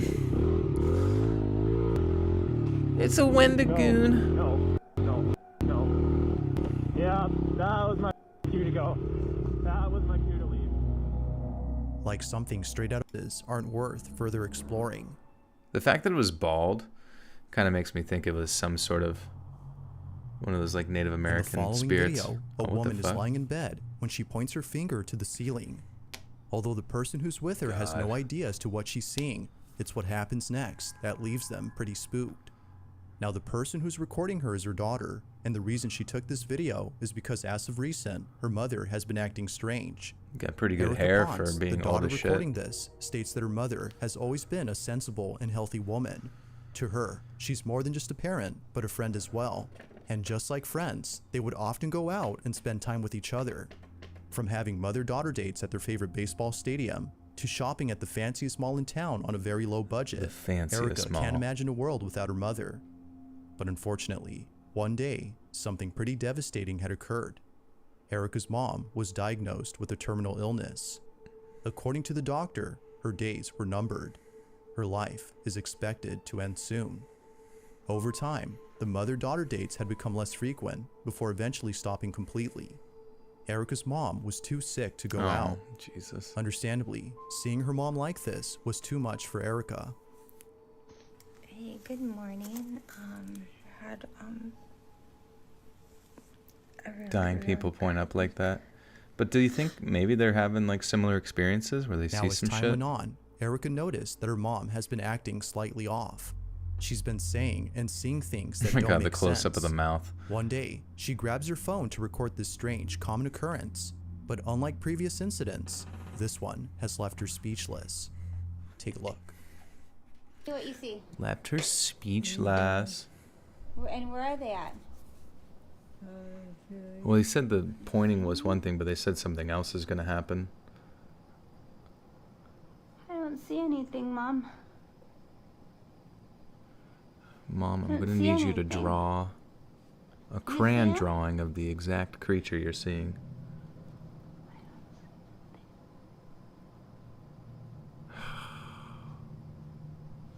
It's me, Beelzebub. I don't see anything. Are they making you happy? Yes. Yeah? Hmm. Well, that's good. How many?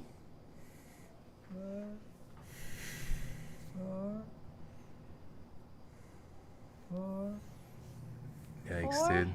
Fucking, it's babies and old people. I feel like are the only ones that get to be bugged, because nobody ever believes them.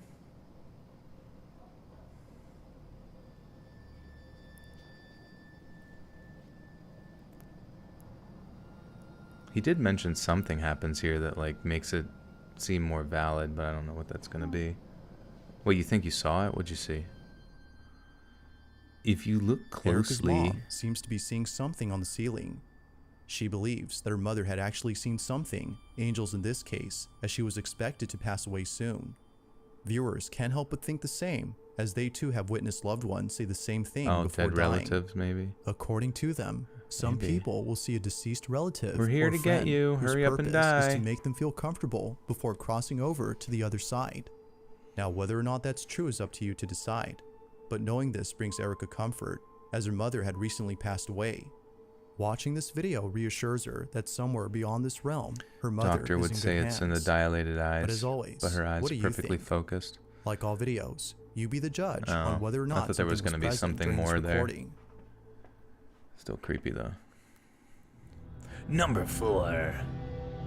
It's late at night when a man who's by himself enters an abandoned house.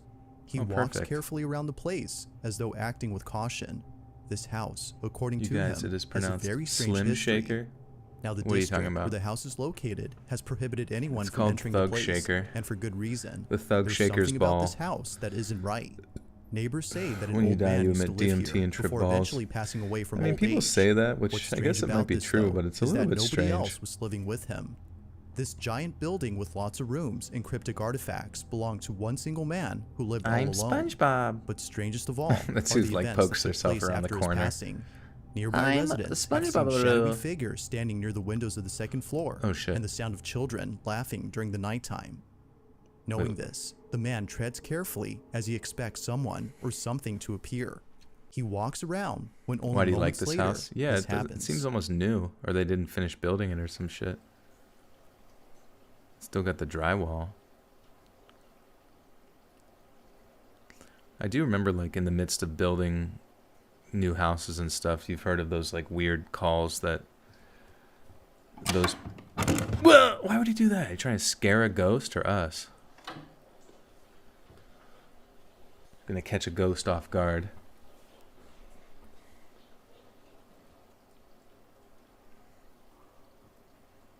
The ghost was pissing. It's pronounced fragile. 8 times speed. Ugh, 8 times as scared. Oh, this is a Japanese ass house. I didn't even realize that.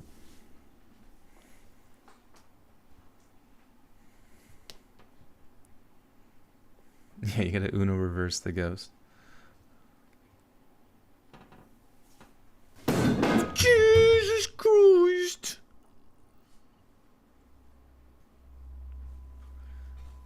Dude, that's just me POV right now.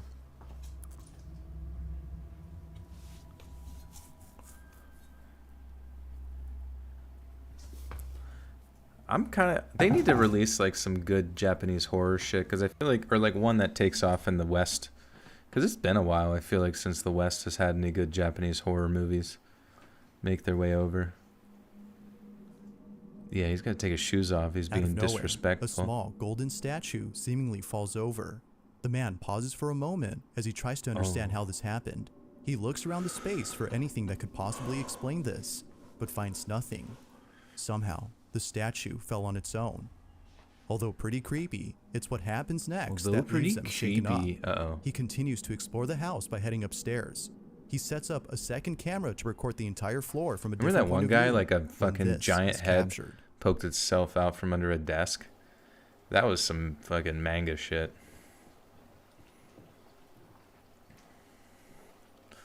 The fourth wall.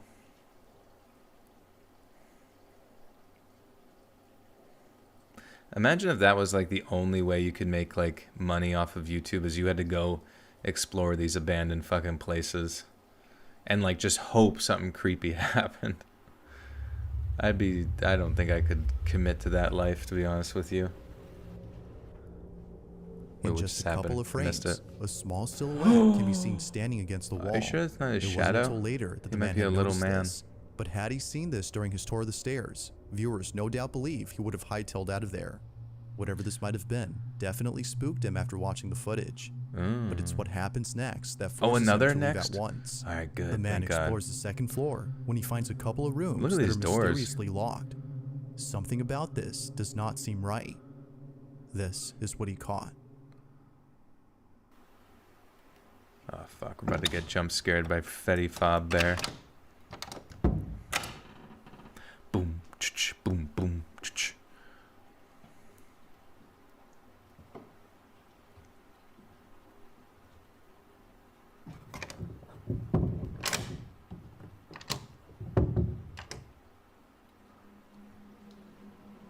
Wait. Oh, the doors are gonna be open when he looks back. Fetty Wap jumps out. 2338. I said hello, hello. I'm a fucking ghost. Oh wait. Oh, get fucked. Get fucking fucked, dude. Ghosty time. No way. I can't believe you set up a tripod just for that. So that door opened on itself, right?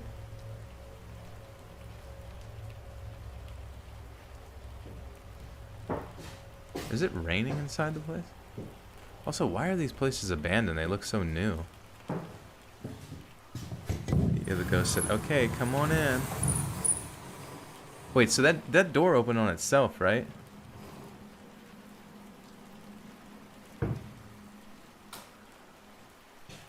Oh shit, that chair's right in the middle of the room. You know some shit's happened. That's a classic ghost move right there. Chair, middle room. Oh, oh, that door oh my god. Is he locked? Is he actually locked in? He's actually locked in. No fucking way, dude. Oh my fucking god. I would be just like, this is like hardcore ghost kills you right now. You gotta see something. Maximize spooks. Oh my god, my heart would be exploding. 8 times speed, 8 times the spooks and scares. It would be even creepier if you were actually, you know, sometimes movies get right to it where they're like, oh. But I was thinking like just being stuck in there for a long ass period of time. Wait, he got out?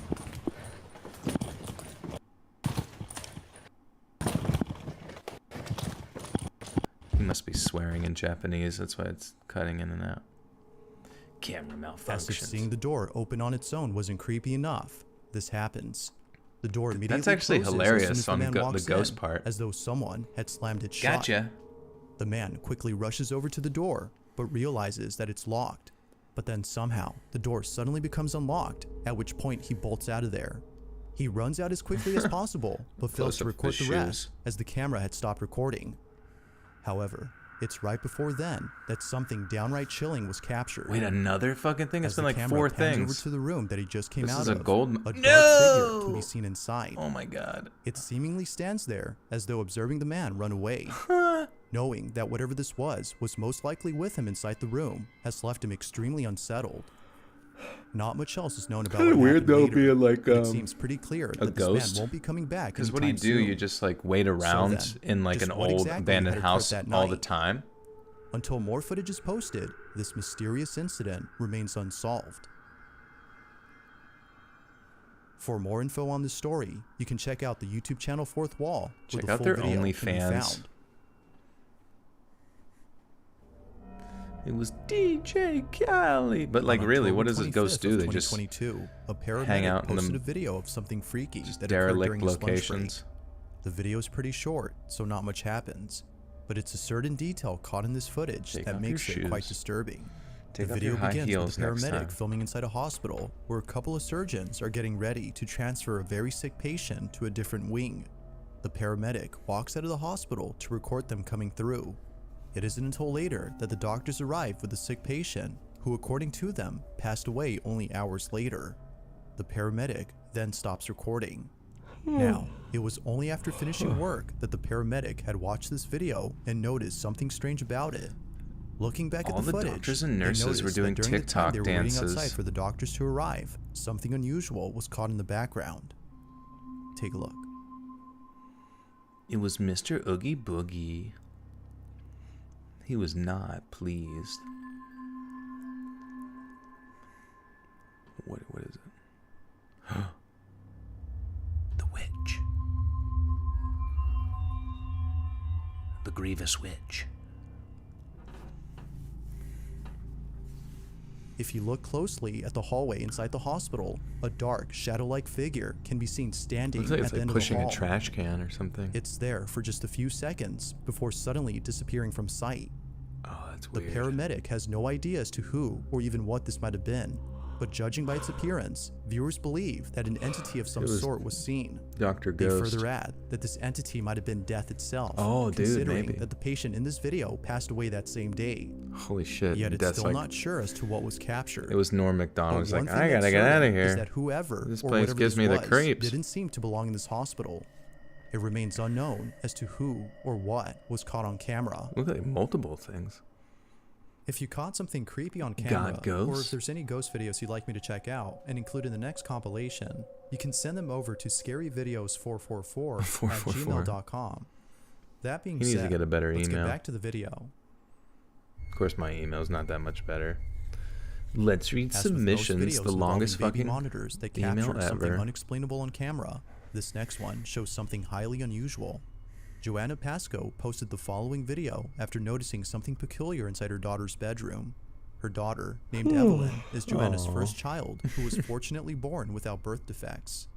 Before Evelyn, she was pregnant twice, but tragically, she had lost both pregnancies from having two Got any miscarriages. fake videos? Send Ever it in. since experiencing this traumatic event, Joanna has been very caring towards Evelyn.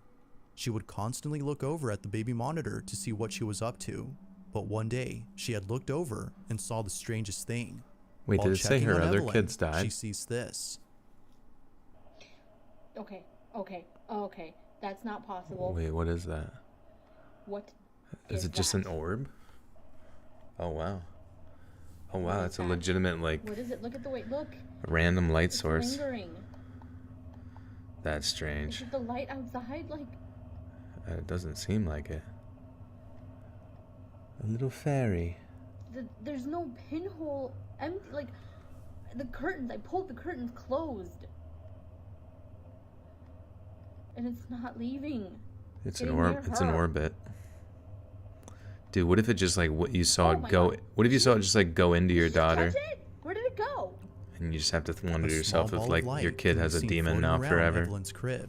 It seems to follow wherever she goes and doesn't seem to go anywhere else beyond the crib. Even stranger is that Evelyn appears to see the ball of light and even chase it. It's as though Aw. whatever this is interacting with Joanna's daughter. It seems like a light Among the many way it like. things, See, viewers look. believe this may have been one See of the how it, like, spirits of changes Joanna's unborn children here, look. playing with Evelyn. Even stranger is that Evelyn I want to point out, it doesn't seem to operate as like an actual spherical energy orb.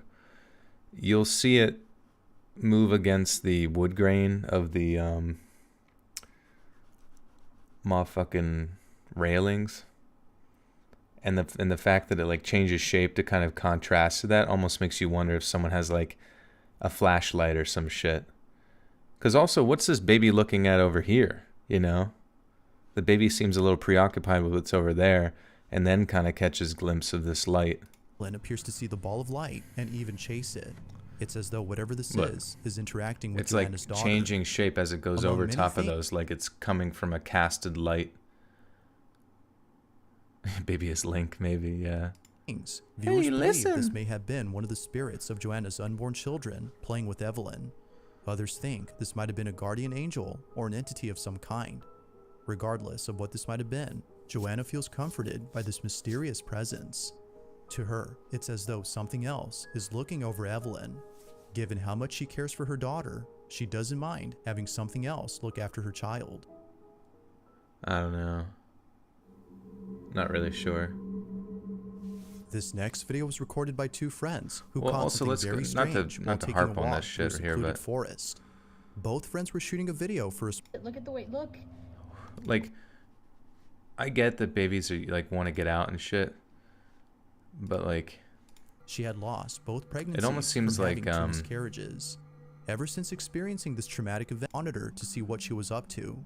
But one day, she had looked over and saw the strangest thing. While checking on Evelyn, she sees so like, who's this baby looking at right now? What is that? You see my mouse? What is it? Look at the way. This look. baby seems focused on somebody over there. Is If it you the light follow its outside? eyes, It's like trying to get to somebody, you know what I mean? That clearly is over in this corner. And this... There's no pinhole. I'm not trying to put this mom down or anything like that. But like, it just seems a little bit odd that this light that's supposed to be some sort of plasma bullshit is interacting as if though it's a casted light from like a flashlight or some shit. But it is what it is. I don't give a shit. It's still scary, I guess. And I feel bad that she lost her kids, but you know, it's unfortunate. This next video was recorded by two friends who caught something very strange while taking a walk through a secluded forest. Both friends were shooting a video for a small project. Also, Pradeep is like upside down right now. I want to take a picture of him. Or sorry, here. Little did they know that the spot they were shooting at had a chilling history.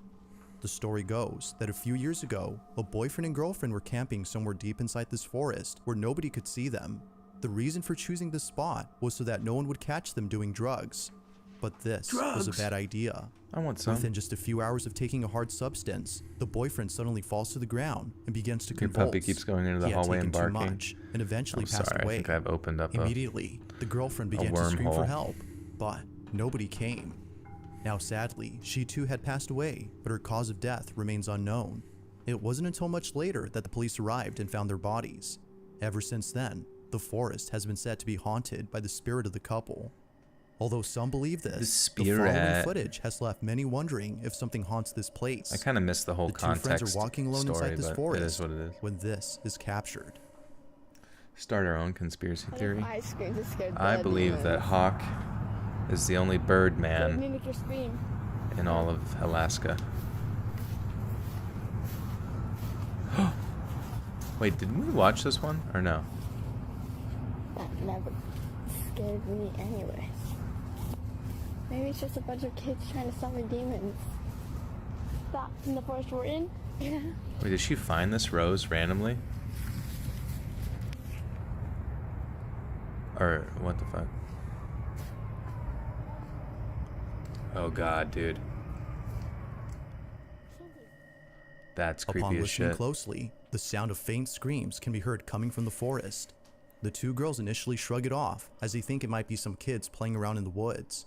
But as they continue to listen, they begin to realize that the screams are getting louder and more frequent. A perfect rose.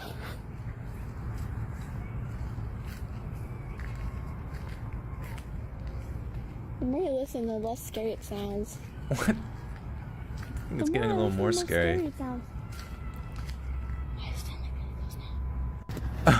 And she's like, fuck it, let's get out of here. Yeah.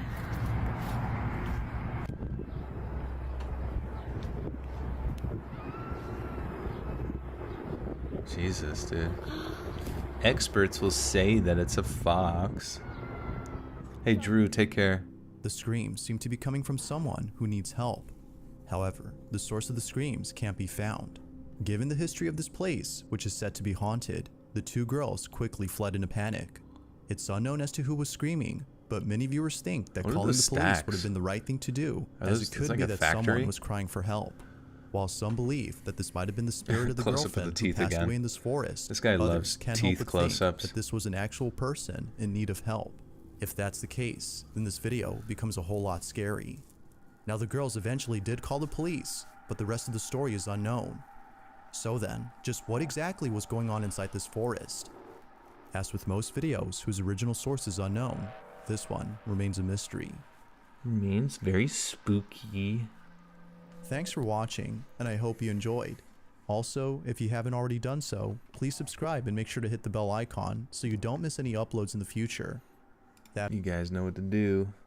Yeah, please do subscribe to Bizarre Bub and what was the other one? You know, the other guy.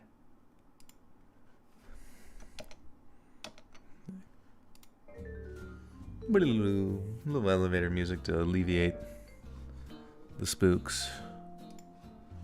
The spookies. Dun, dun. Fourth wall. Was it? Yeah, there was fourth wall, and then what was? But it was like. The other one was. Oh yeah, Nuke's top 5. That's right. That's crazy. 4 million subscribers, and Bubs. Yeah, Bubs is killing it too. Just out of curiosity.